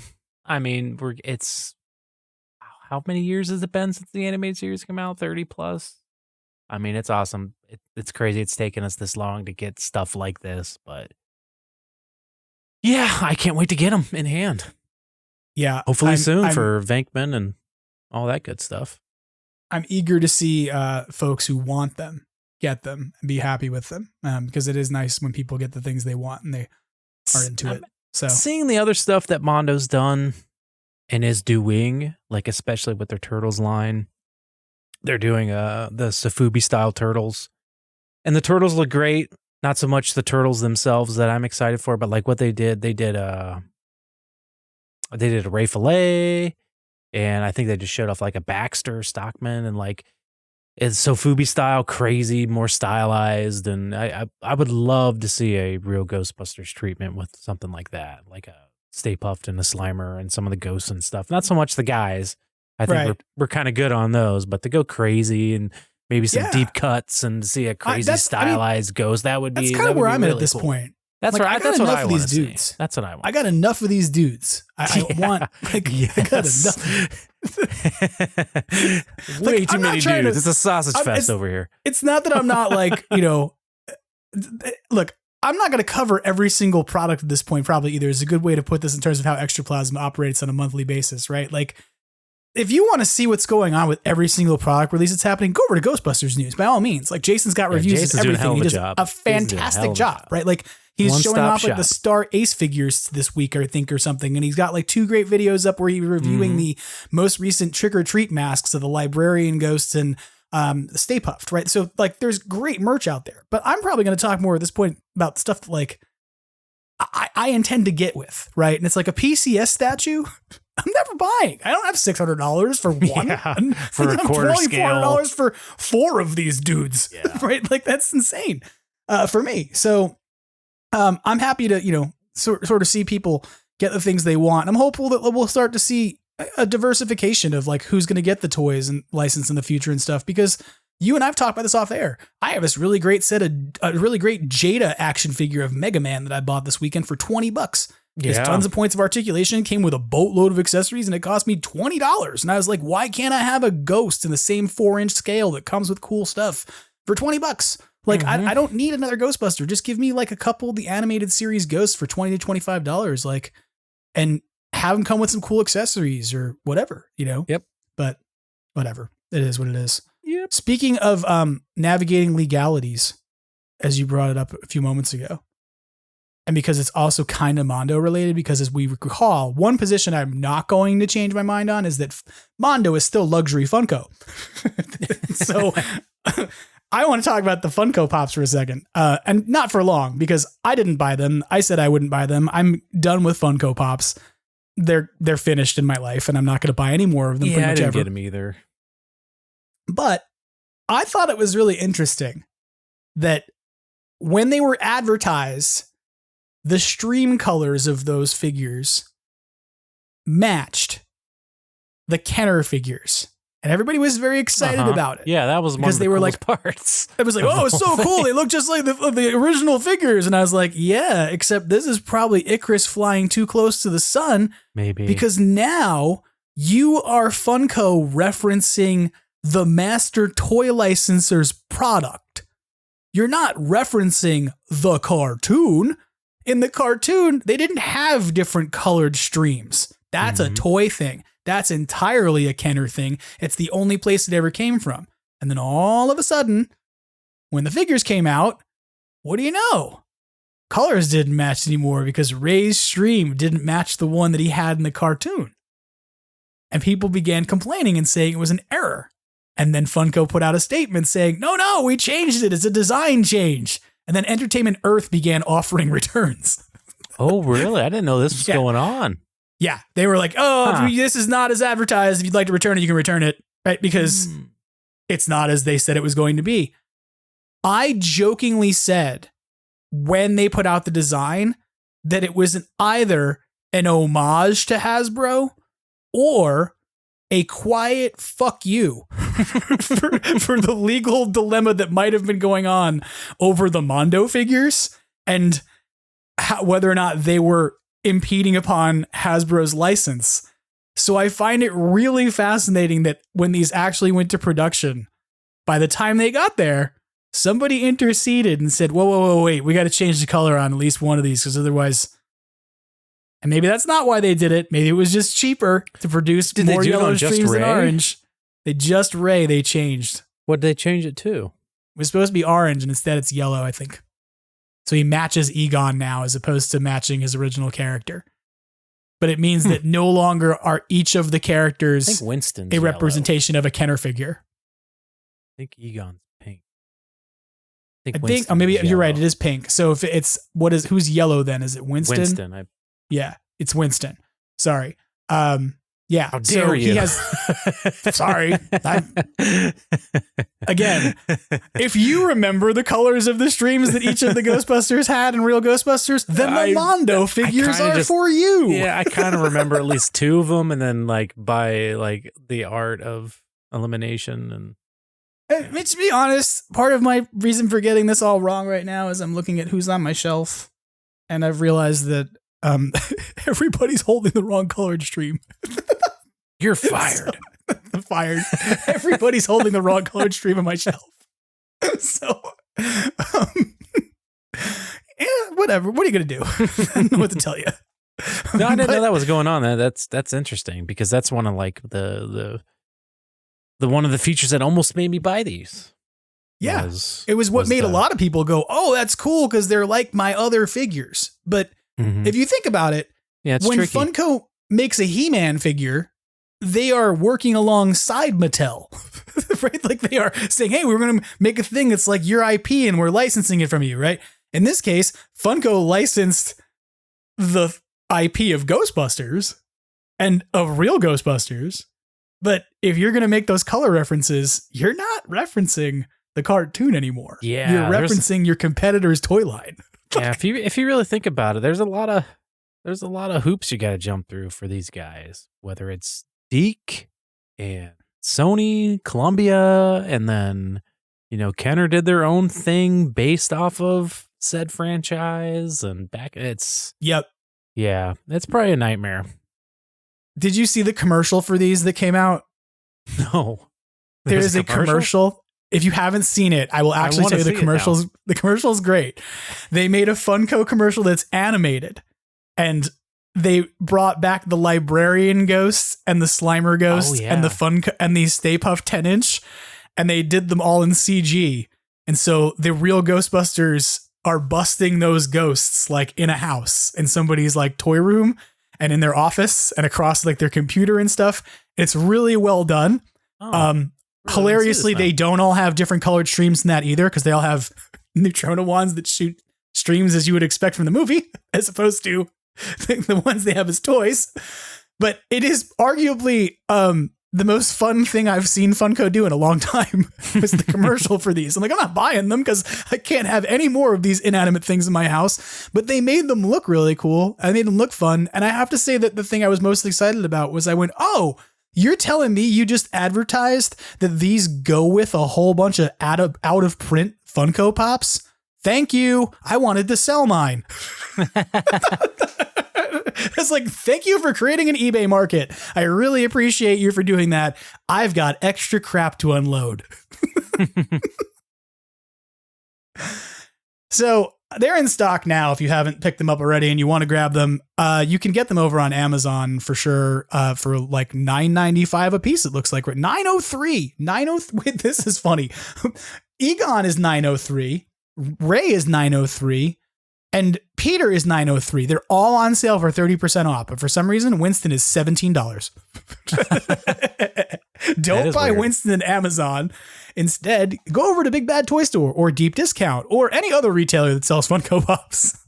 Wow. Actually, I just clicked in on the actual Funko website.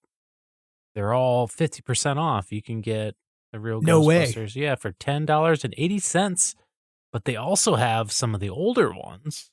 They have Garaka and Pukey and Phoebe, and they're like $6. Pukey's only $3.60. Man, you know what though? Out of the Frozen all of Empire these, merch did so well.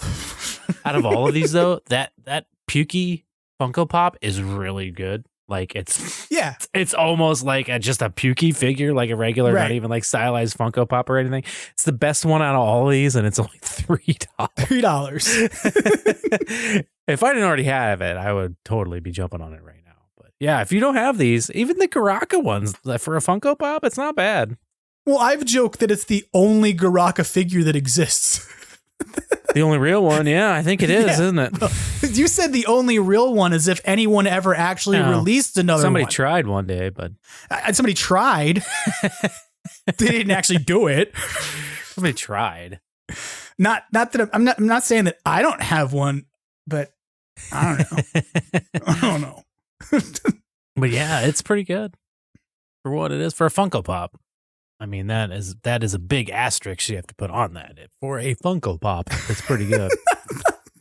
But I will continue to adopt the mandate that the reason that that's not what I'm trying. The Reese's Pieces is the reason that Moses came down from the mountain with tablets that contained the phrase "Thou shalt not worship false idols" is because God knew that 2,000 years later Funko would exist.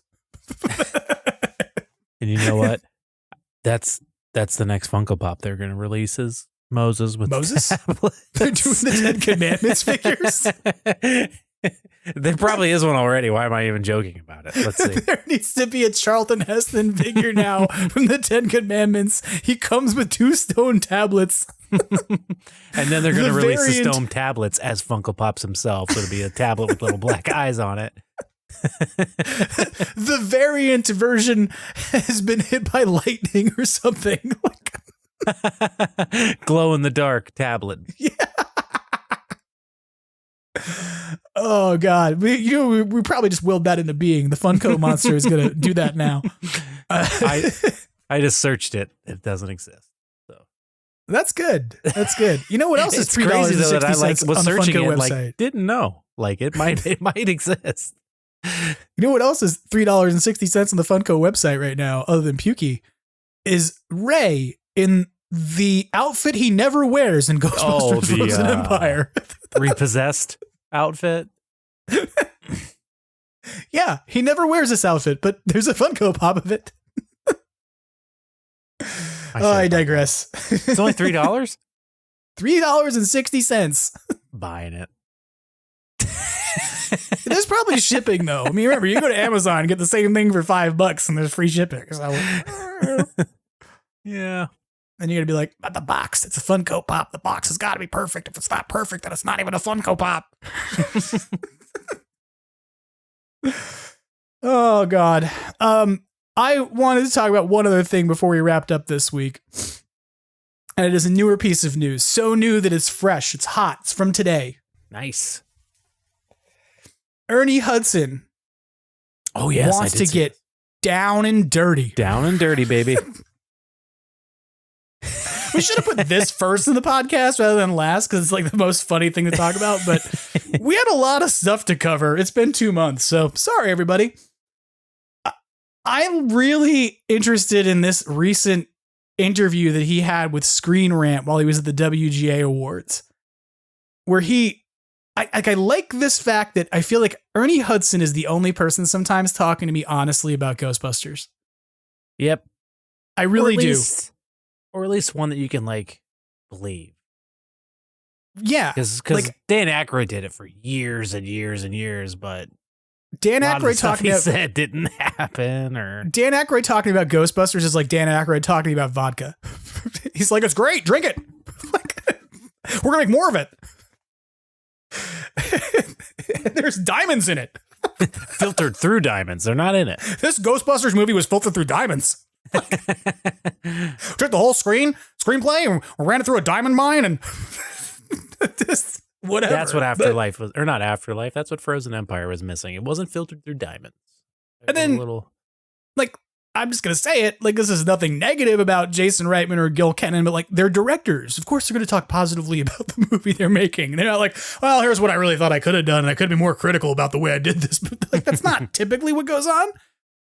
Ernie Hudson maybe a little bit of this is like Ernie being a little critical of how his character has been handled, and maybe more so in Frozen Empire than Afterlife, and like I think he's one of the only people that like really wants to put on a proton pack because everybody else complains about it and the weight of it and stuff. Like he wants to put one on and get down and dirty, like you said. I think he wants to be more than the financer of the franchise. He wants to, get down and dirty. And he even said something. Didn't he say something about like he'd like to see him like start his own, like almost like a spinoff, like take his own team or something? Which like I think he is loves how they're doing hilarious. the family, but he's like pitching his own sequel spinoff. So, like this is what he go says. Ernie, He says, man. I love it. he says, I think the studio is focused on the family, which is a good thing. Which to me is like watching Seinfeld and being like stepping back. We're not gay. Not that there's anything wrong with it. It's 100% what that is. It's like, I think the studio is focused on the family, which is a good thing. But I also would like to see Winston take a team and spin off in other directions. That would be a lot of fun. They talk about retirement, but I don't want him to just be that guy who sits in the office. I'd love to see him, like in the original films, really get down and dirty and go at it. And I think this is so funny because it sits in total opposite contrast to Winston from Frozen Empire, who's like, you gotta find a better way to do what you do. You gotta go to the beach, get some color. Yeah. I'm gonna just say this. Gil Kennan is a very nice person. We've met. You and I met him together. We talked to him outside a Lego store. He was totally nice to us. I ran into him 3 days in a row. Yeah. My mom's been sick. At one point, like I commented on watching his movie on a JetBlue That's flight, and he awesome. Yeah, replied and said, like, I replied hope to your you. mom is doing well. So this is in no way a slight against Gil Kennan. That being said, I need to talk about Winston for a second. I have figured out after many, many months of watching Frozen Empire multiple times, including that plane flight, that the problem with the movie at the end of the day is that Winston makes very little sense. That it's kind of funny to me that that Ernie Hudson is proposing that Winston Zeddemore, the guy who's currently the CEO of Ghostbusters and has been there since the original film, would spin off Ghostbusters into something else, as opposed to this current iteration of what I'm going to call Phoebes and the Family Spangs. Like, Phoebes and the Family Spangs are the spinoff. Sorry, everybody. Like, they are the second generation. They are the thing. Ernie Hudson and the original Ghostbusters are the original product. The new generation is the spinoff. So he shouldn't be spun off of anything else. But the reason I get frustrated with Frozen Empire Winston is that Frozen Empire Winston sits in complete contrast with, like, in contradiction with Ernie Hudson, who is saying, like, I would like to be doing things. Winston is like, I would like to be rich and to have other people do things, and I'm not going to do much myself until the end of the movie when I put on a proton pack and go, we got to go to work. But Winston is also a guy in that movie who, on the one hand, is a billionaire who owns Ghostbusters, who continues to have them operating out of a firehouse that he says is on the brink of being the only thing separating the unknown from the known. And right? driving around a 1959 ambulance for the company vehicle that has virtually no safety equipment in the back, like no seat belts, no nothing, right? Like their windows don't go down, which I don't understand because they're crank windows. They're not power windows. It's a 1959 car. I've ridden in the Ecto NJ, just like you have, but I wasn't privileged enough to get in the front. I got to ride in the back, so I'm not sure how I did too. Is there crank windows in the back? Yes, we rolled them down. JD and I hung out them while we were taking photos and things. In the back, right? you can crank the windows down? Yeah, not the very far back, but the doors, the door windows go down. Did I do that?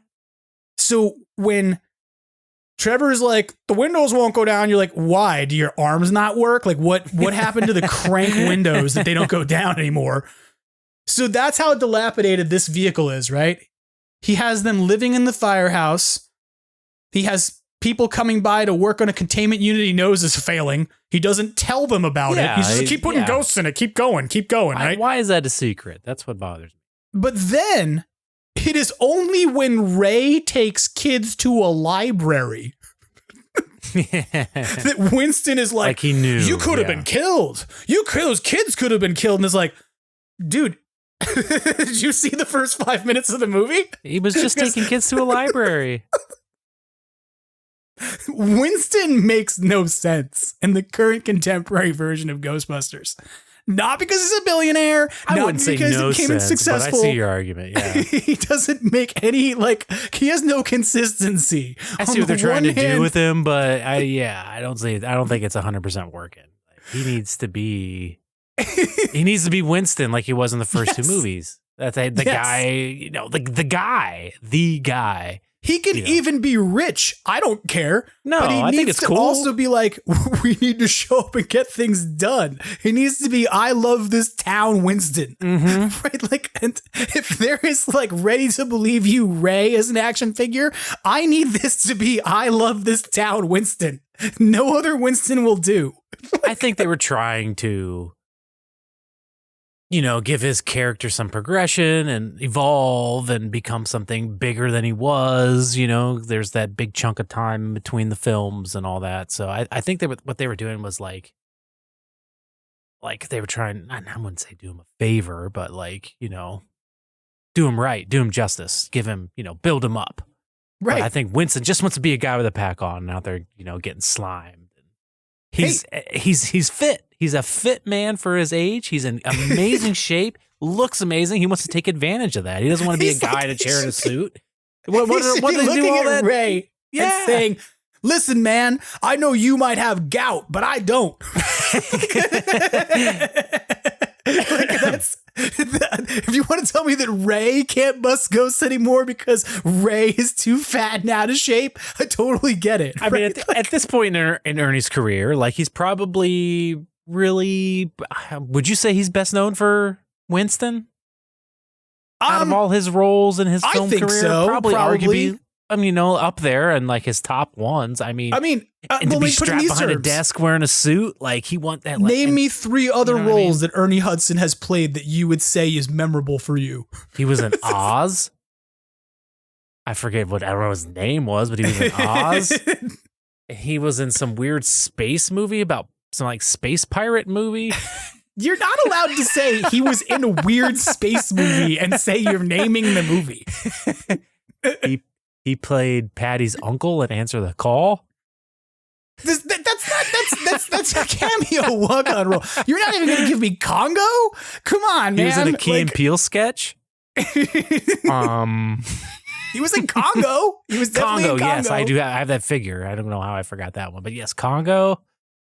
That's about it that I can really think of. And the reality is he's been in way more things than that. So the thing that he's going to have the best opportunities with, that's the franchise is up and running. They're talking about sequels and doing things down the line and that kind of thing. And he's in this great shape and they've kind of rode him into this desk role. I get his frustration. Yeah, I get it. And I think that for him, it's also about the fact that there's people who look up to his character because of the heroism that the character represents and the everyday manness. And so they've taken that off and made him almost kind of like a Tony Stark style character in a way. Now he's a rich billionaire, except he also breaks the rules and does weird things. And when the mayor's trying to get them in trouble, he's like, I'll pull a PR fast one on you. And you're like, okay, cool.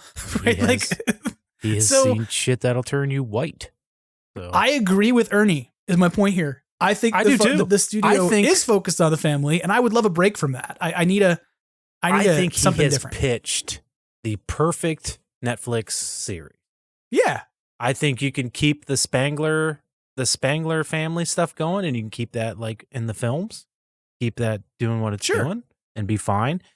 And Winston had the whole engineering division kind of secretive. You got Lars, you could have a whole cast of people that work in the lab doing things and Winston running the show. And I think that would be an amazing series. More Industries and the research lab bring back Lars. And you're only going to have him in great shape while also being an older man. Strike while the iron's hot. Yeah. Right. You got him coming off of doing things like Quantum Leap. Right. Oh, that's right. He did do the reboot of that. Yeah. And the other thing, if you've ever watched a cameo with Ernie Hudson, is he starts it by saying, you may know me from Ghostbusters. You may know me from Oz or Grace and Frankie. He did some car infomercials for some sort of car insurance thing or car something thing. I forget, but I think he doesn't say that in cameo. Being from Ghostbusters. He's like, you may remember me from those insurance commercials. You may remember me from Congo. Please don't. But I really like this idea, and I love the fact that he at this point, both on the one hand, reps Ghostbusters probably even harder than Dan Aykroyd at times. Like, he has been the person who shows up and goes to At least conventions out in and the does all public, those yeah, things. he was the guy. He's out the in the public flight suit. face of Ghostbusters, right? Mhm. And on the other hand, I really love that he speaks his mind about this franchise and what it means to him and what it means to fans, etc. Yeah, Like, it's I think special that to him. Yeah.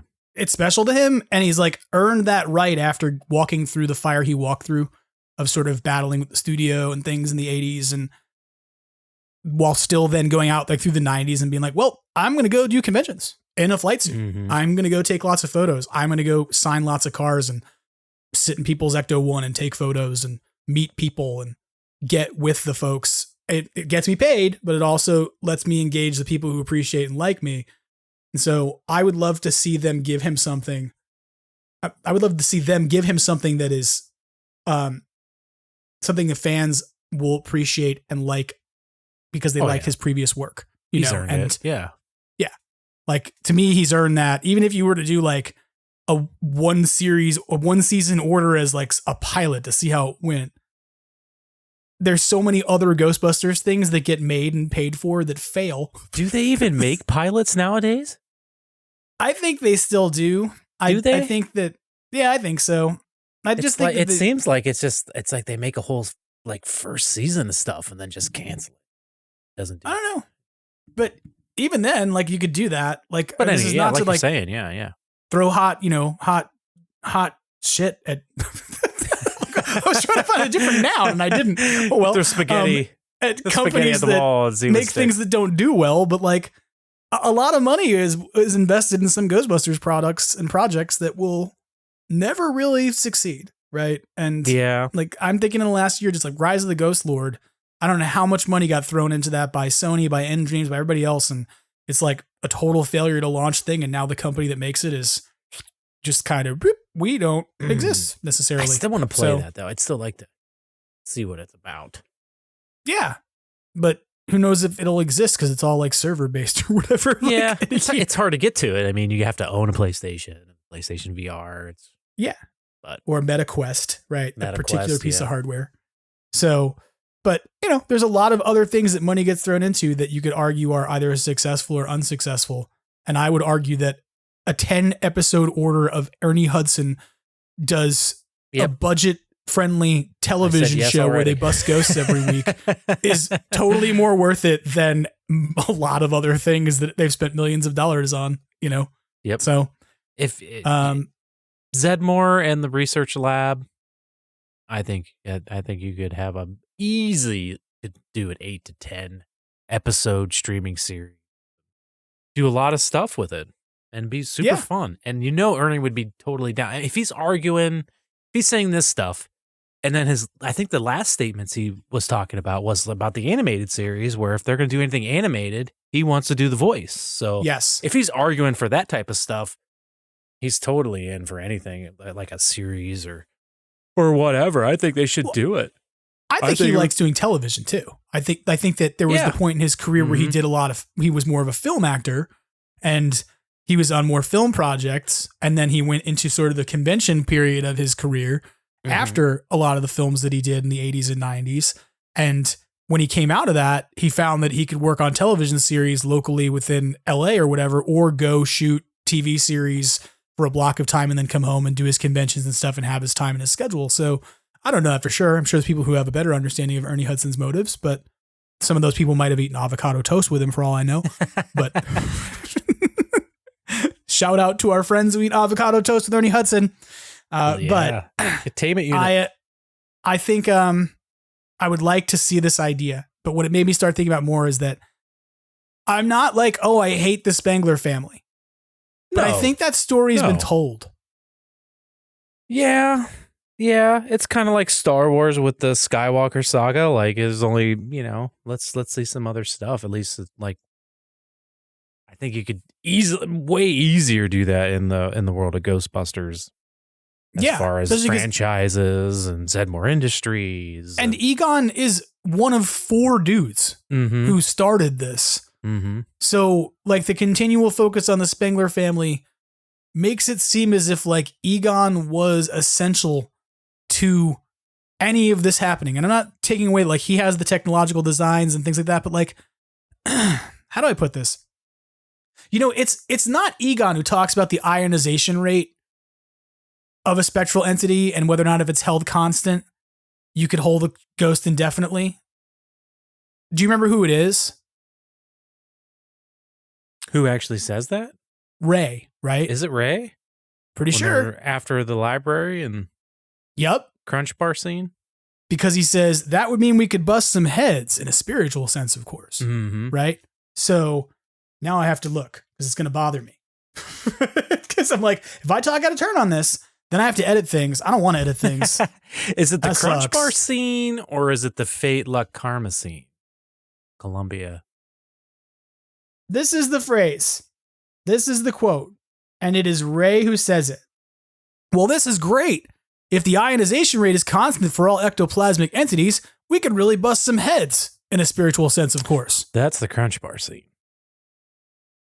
So, given that, Ray clearly has an understanding of how a ghost trap works, Mhm. right? At the end of Frozen Empire, it is Ray who's like, hey, even though everything's been blown apart, we can Doctor Who this shit and reverse the flux of the neutron Yeah. flow or whatever, right? Like just comes get up one with last however they dance can out of it, recharge the tank, right? And gives us a bunch of Dan Aykroyd dialogue. So what this should tell us at this point is that while Egon has been essential in stopping the cataclysm that happened in Afterlife and certainly helped to design the technology, we can now move on. Like we can move past Egon now, and we can also move past the Spengler family as the central focus of what Ghostbusters is. Yeah, I think that's kind of what handcuffed Frozen Empire. Maybe a little bit. Having think to so. stick with the Spengler family. I don't know if they had to or that was just their choice, but Well, sticking it's- with so much of the characters from Afterlife, bringing them to New York and having all that going on, plus your story. You know? And then a lot of that doesn't really get resolved, right? You Yeah. have like Yep. People Paul get, Rudd talks to an empty room yeah, and pours his heart talks to a out. door. And then at the end of the movie, Phoebe's like, Dad. And you're like, did they she ever hear actually have a that? conversation? No, no, they didn't. When did this happen? Yeah. I think you earned that less than the Crunch Bar. Like that. Well, maybe this series can be like instead of having trilogies, it has sequels.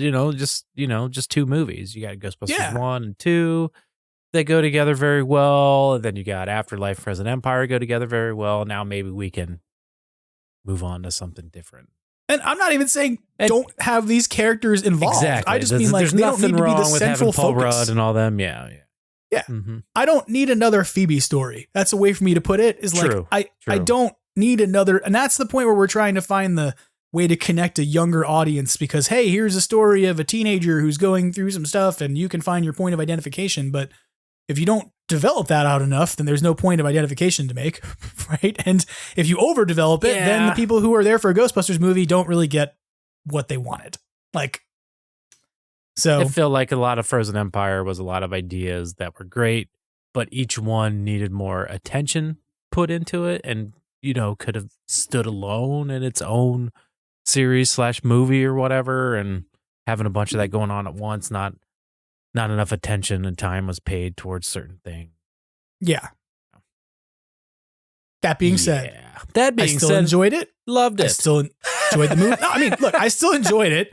I still say it's an arguably more fun movie than Afterlife, although I think Yeah, Afterlife is a it's less more emotional, impactful yeah. movie. Afterlife can be emotionally draining.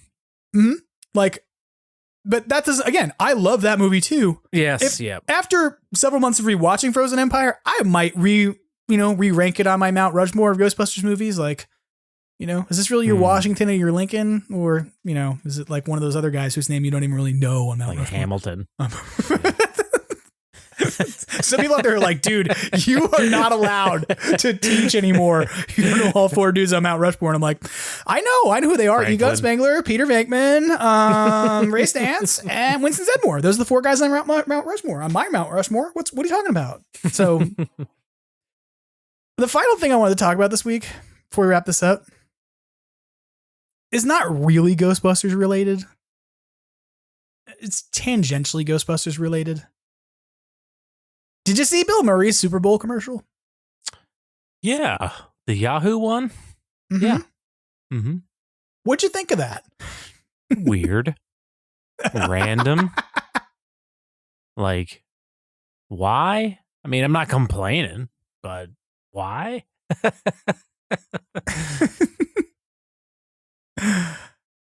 I want to suggest to people that, one, don't use Yahoo Mail ever. As a former IT professional, let me assure you that every single major corporation on the planet has a mail server that has been trained to look incredibly discriminatingly at Yahoo Mail, because Yahoo Mail, along with Hotmail, was so wantonly abused by scammers and spammers and things for years that mail servers have literally been trained to go, this is a Yahoo Mail, be careful. So every time you use Yahoo Mail, you're essentially making it harder to reach whoever you're trying to inside of a business, because your message may just never get there. I literally tell students in my classes, if you're applying for a job, don't use a Yahoo address ever. Your email may never make it to HR. You'll never know. I thought this was kind of funny that they had Bill Murray do this, and here's why. Tony, what has categorically been the way to reach Bill Murray for most of his career? What was, is it a 1-800 number and like a answering machine, basically? Yep. Mm-hmm. Yep. Like voicemail box? Yes. Mm-hmm. Would you say that Bill Murray as a spokesperson comes across as the kind of guy who wants to be easy to reach and in communication with everybody? No. Not at all. Why is Bill Murray a person who made it his business to be unreachable now the spokesperson for a free email service? It's like the past couple of years, like ever since who was it? Seth Green said that story about Bill Murray, and like, was it at Saturday Night Live or where was it? Like Bill Murray was a dick to him, like put him in a trash can. And then he had that scare on some movie he was on, and then he was almost canceled.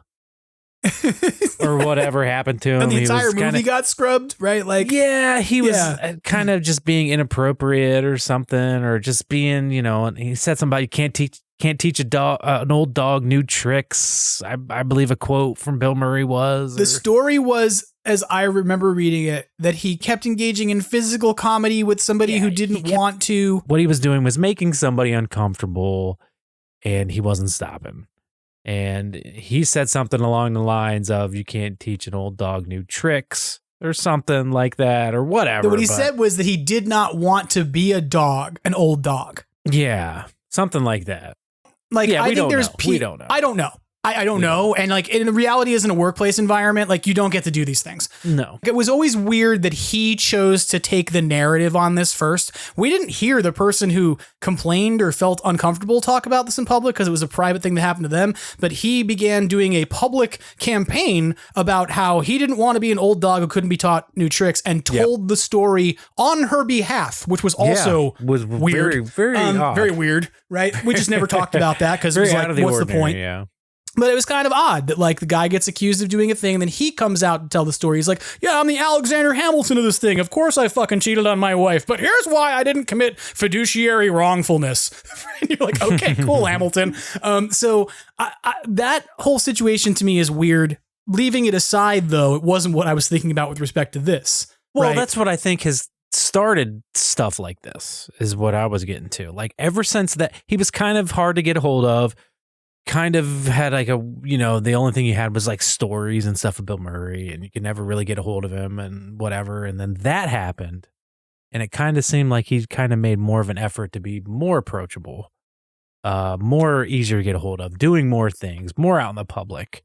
And it's kind of snowballed into this. And I think that kind of stuff is what led to him being in Afterlife and Frozen Empire and that kind of stuff. And it's all kind of snowballed into Bill himself at yahoo.com is what it's kind of, I think. I don't know. That's my thoughts. Like, he kind of had a scare, a little wake up call, or thought, oh no, and kind of am I a, like kind of an asshole kind of thing? Like, should I be a nicer guy and be more out in the open and more approachable? I find it so weird though that like as a guy, and this like leaving aside any scandal, I just think it's so odd that a guy I wouldn't even who call it a scandal, but I'm not really calling it one, but I'm saying any hint of it, right? Like leaving that aside, I find it odd that they tapped a person who, by definition, tried to be unreachable.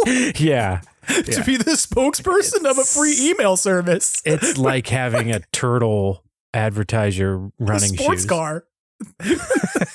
We got these great running shoes. Here, we'll put them on a turtle. Yeah. I said a sports car. You said running shoes. Right? Like, but either way, it's like, either way, really? same thing. Yeah. Kind of the opposite. This is, I mean, I guess the ad works if you don't have that internal knowledge about Bill Murray. You know, if you're just a person who's like, I like Groundhog Day and he was in Ghostbusters and Bill Murray from Stripes, like, and you're excited. But for me, I don't understand. This is literally a dude who went out of his way to disappear from being reachable and to direct people to esoteric means of communicating with him that were like one step away from smoke signals or carrier pigeon. Like, basically, yeah. So, okay, he uses Yahoo Mail. I guess that makes sense. A guy who finally joined the internet in his 70s would use Yahoo. Yeah, that's true. That's true. It's just like this. Why are you trying to get my out of touch grandfather who's never used the internet before to tell me which Yahoo email service to use? Exactly. This doesn't seem like a particularly useful campaign, but okay. It's just crazy to get Bill Murray to do anything. It's crazy. At least it used to seem that way. But yeah. Yeah, but now he's out singing and performing musically, and you can do Bill Murray and the Blood him. Brothers, baby, out there touring the town. Yeah. I don't know that I'll be attending one of those or that that's even happening anywhere near here, but it seems like the people who've gone to those events have had a nice time meeting Bill Murray. I think it's funny that before you show up to them, though, they send you an email that tells you, do not bring any memorabilia to be signed. I get it, though. He's been so it's his own fault. It's his own damn fault. But yeah, it's Bill. Any Bill's good Bill, in my opinion. I've had a love-hate relationship myself because kind of knowing things about like paying attention to Ghostbusters and like he's kind of one of the reasons why it took so long to get a third movie, and his relationship with Harold being so rocky with the way things were up until the very end with Harold, and but still he's Bill fucking Murray. I mean, you have to remember, he's also a guy who bounced the coffee cup off of Richard Dreyfuss's head, so he can't be all bad. I'm kidding about that. Don't throw coffee cups at Richard Dreyfuss. Oh, God. Well, I think that we've covered the basics of catching up, and I think we've given people an idea of kind of what these monthlies are going to be like, probably, is that we're going to do a lot of chatting and riffing about the things we saw over the last few weeks every time we do this. Yeah. But I hope people will kind of stick with it, find out how it goes for them. If you thought this was good, if you enjoyed it, let us know. Yeah, if let you us didn't, know. Don't. Let Jim know. Just feel free to be like, this doesn't work for me anymore. I gotta go. I'll understand. I know I'm making a change to what we're doing a little bit. But I am very appreciative of everybody who comes and listens to Extraplasm, and it has been nice to hear from folks in the last couple of weeks, as they've said, hey, where have you been? Even though I didn't necessarily answer because I knew that at least this is something that mattered to people, and that having these conversations is something that's interesting to folks. And it's part of why we come back and do it repeatedly. So, and who knows, we may be getting back to something more current in the future, but for now, we're going to stick to this sort of the monthly thing, which means that I don't get to say each and every week at the end of the podcast and have to say something else. Tony, anything else you wanted to sort of add on here before we wrap things up for this episode? Well, I think I've said it almost every single time I've been on it, but I'm just a fan of the podcast and I'm happy to be a part of it. And I hope other people tune in and enjoy it like I have in the past and will continue to do so. And I like I said in the beginning too, let's just celebrate this little distraction and have fun with this franchise. And I can't wait to see what's next. And let's keep this podcast going and let's have some fun. Yeah, I hear you. And I hope we have some fun too. And I want to keep it going too. And, we will see how it transpires and what things look like as we continue on in 2025. But it's nice to be back here doing this. Nice to know that we have a plan for how it's going to go. Hopefully some bonus episodes in between, and that I get to do it with you. And with any luck, maybe, our good Canadian friend from Canada, or as it's now known in America, Canuckistan. Canuckistan, the land where they boo us at every hockey game. I mean, we're quite booable right now. I don't blame you, Canada. But our friend Jason Fitzsimmons might join us in the future for some of this too. He was unable to tonight, but while we've been recording, he sent us a warm message to wish us luck. So, aw, that's nice. Which unfortunately means we can't blame it on him now and be like, he was supposed to show up, but he didn't come.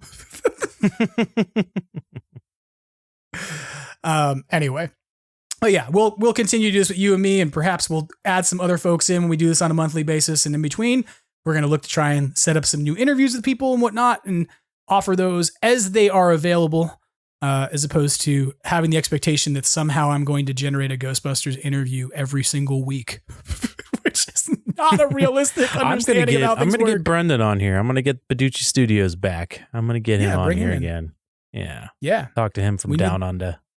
I need the Australian perspective. I need to know if he is also booing all of our national anthems at the kangaroo fights that he attends. Because I don't know if there's hockey in Australia. I mean, there has to be, right? But I doubt it.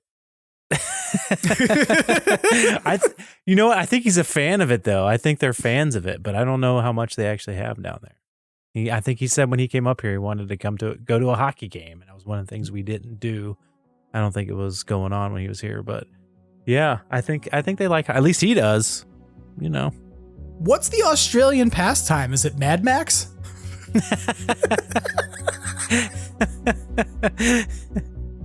They just have post-apocalyptic warfare? Yep. They're just Thunderdome. like, Thunderdome, dude. What did you do this weekend, Thunderdome? The national sport of Australia is Thunderdome. I love this. I really want it to be now in some weird way. Like, I want Brendan to come on the show and just do, even if it's a lie, just do like 30 minutes about the wonders of what it's like to go to a Thunderdome arena. Sorry, Brendan, we're just having fun. Of course we are, but I also hope the Thunderdome is a real thing now. Well, we've had a lot of fun. It's been good to catch up with you, and it's been good to sort of talk about our fandom, the thing we love so much. I want to say thank you to you, of course, for coming on the show and for being awesome and contributing and being a great friend who I can be comfortable with and compartmentalize with and who puts up with all my nonsense. Thank you, Tony. You're awesome. I need to thank everybody listening to Extraplasm out there. Thank you so much for tuning in and checking out the podcast and getting back into things with us. And we hope you'll join us for what we're going to call sort of like Extraplasm Monthly Checkup. That's not really the name of the podcast now, but I'm just going to call it that for fun. And of course, if you have anything you want to share with the podcast, any comments you want to offer up, you can still reach me. I'm still available. I'm a little less on social media, but you can always find me at extraplasmpodcast@gmail.com. The Extraplasm Instagram page, I'm still checking out pretty frequently. The Extraplasm Facebook page, a little less frequently. And the Extraplasm X account is basically just dead. So if you're on X, I'm sorry. Find somewhere else to find me. I'm not on Blue Sky. I'm not anywhere else. So you've got the places to find me. Tony, any final comments? Anything else before we split? Hey, bustin' makes me feel good, baby. Bustin' or bustin'? There you go, baby. Yeah, that's the one. That's the one. That's the one. On that note, everybody out there, I hope you have a great... What is it now? What's the time increment? Month? That's so weird. I hope we'll stay. Have a great February, everybody. You have a great year, okay? No. Have a great rest of your February. We will catch up with you in the second or third week of March. We'll put out some social media posts so you know when it's happening. If there's anything else that comes up, feel free to take a look at the Extraplasm social media. Be well, be healthy, have fun, and as Ernie Hudson reminds us every single episode, try to have fun. And always keep on busting. Take care.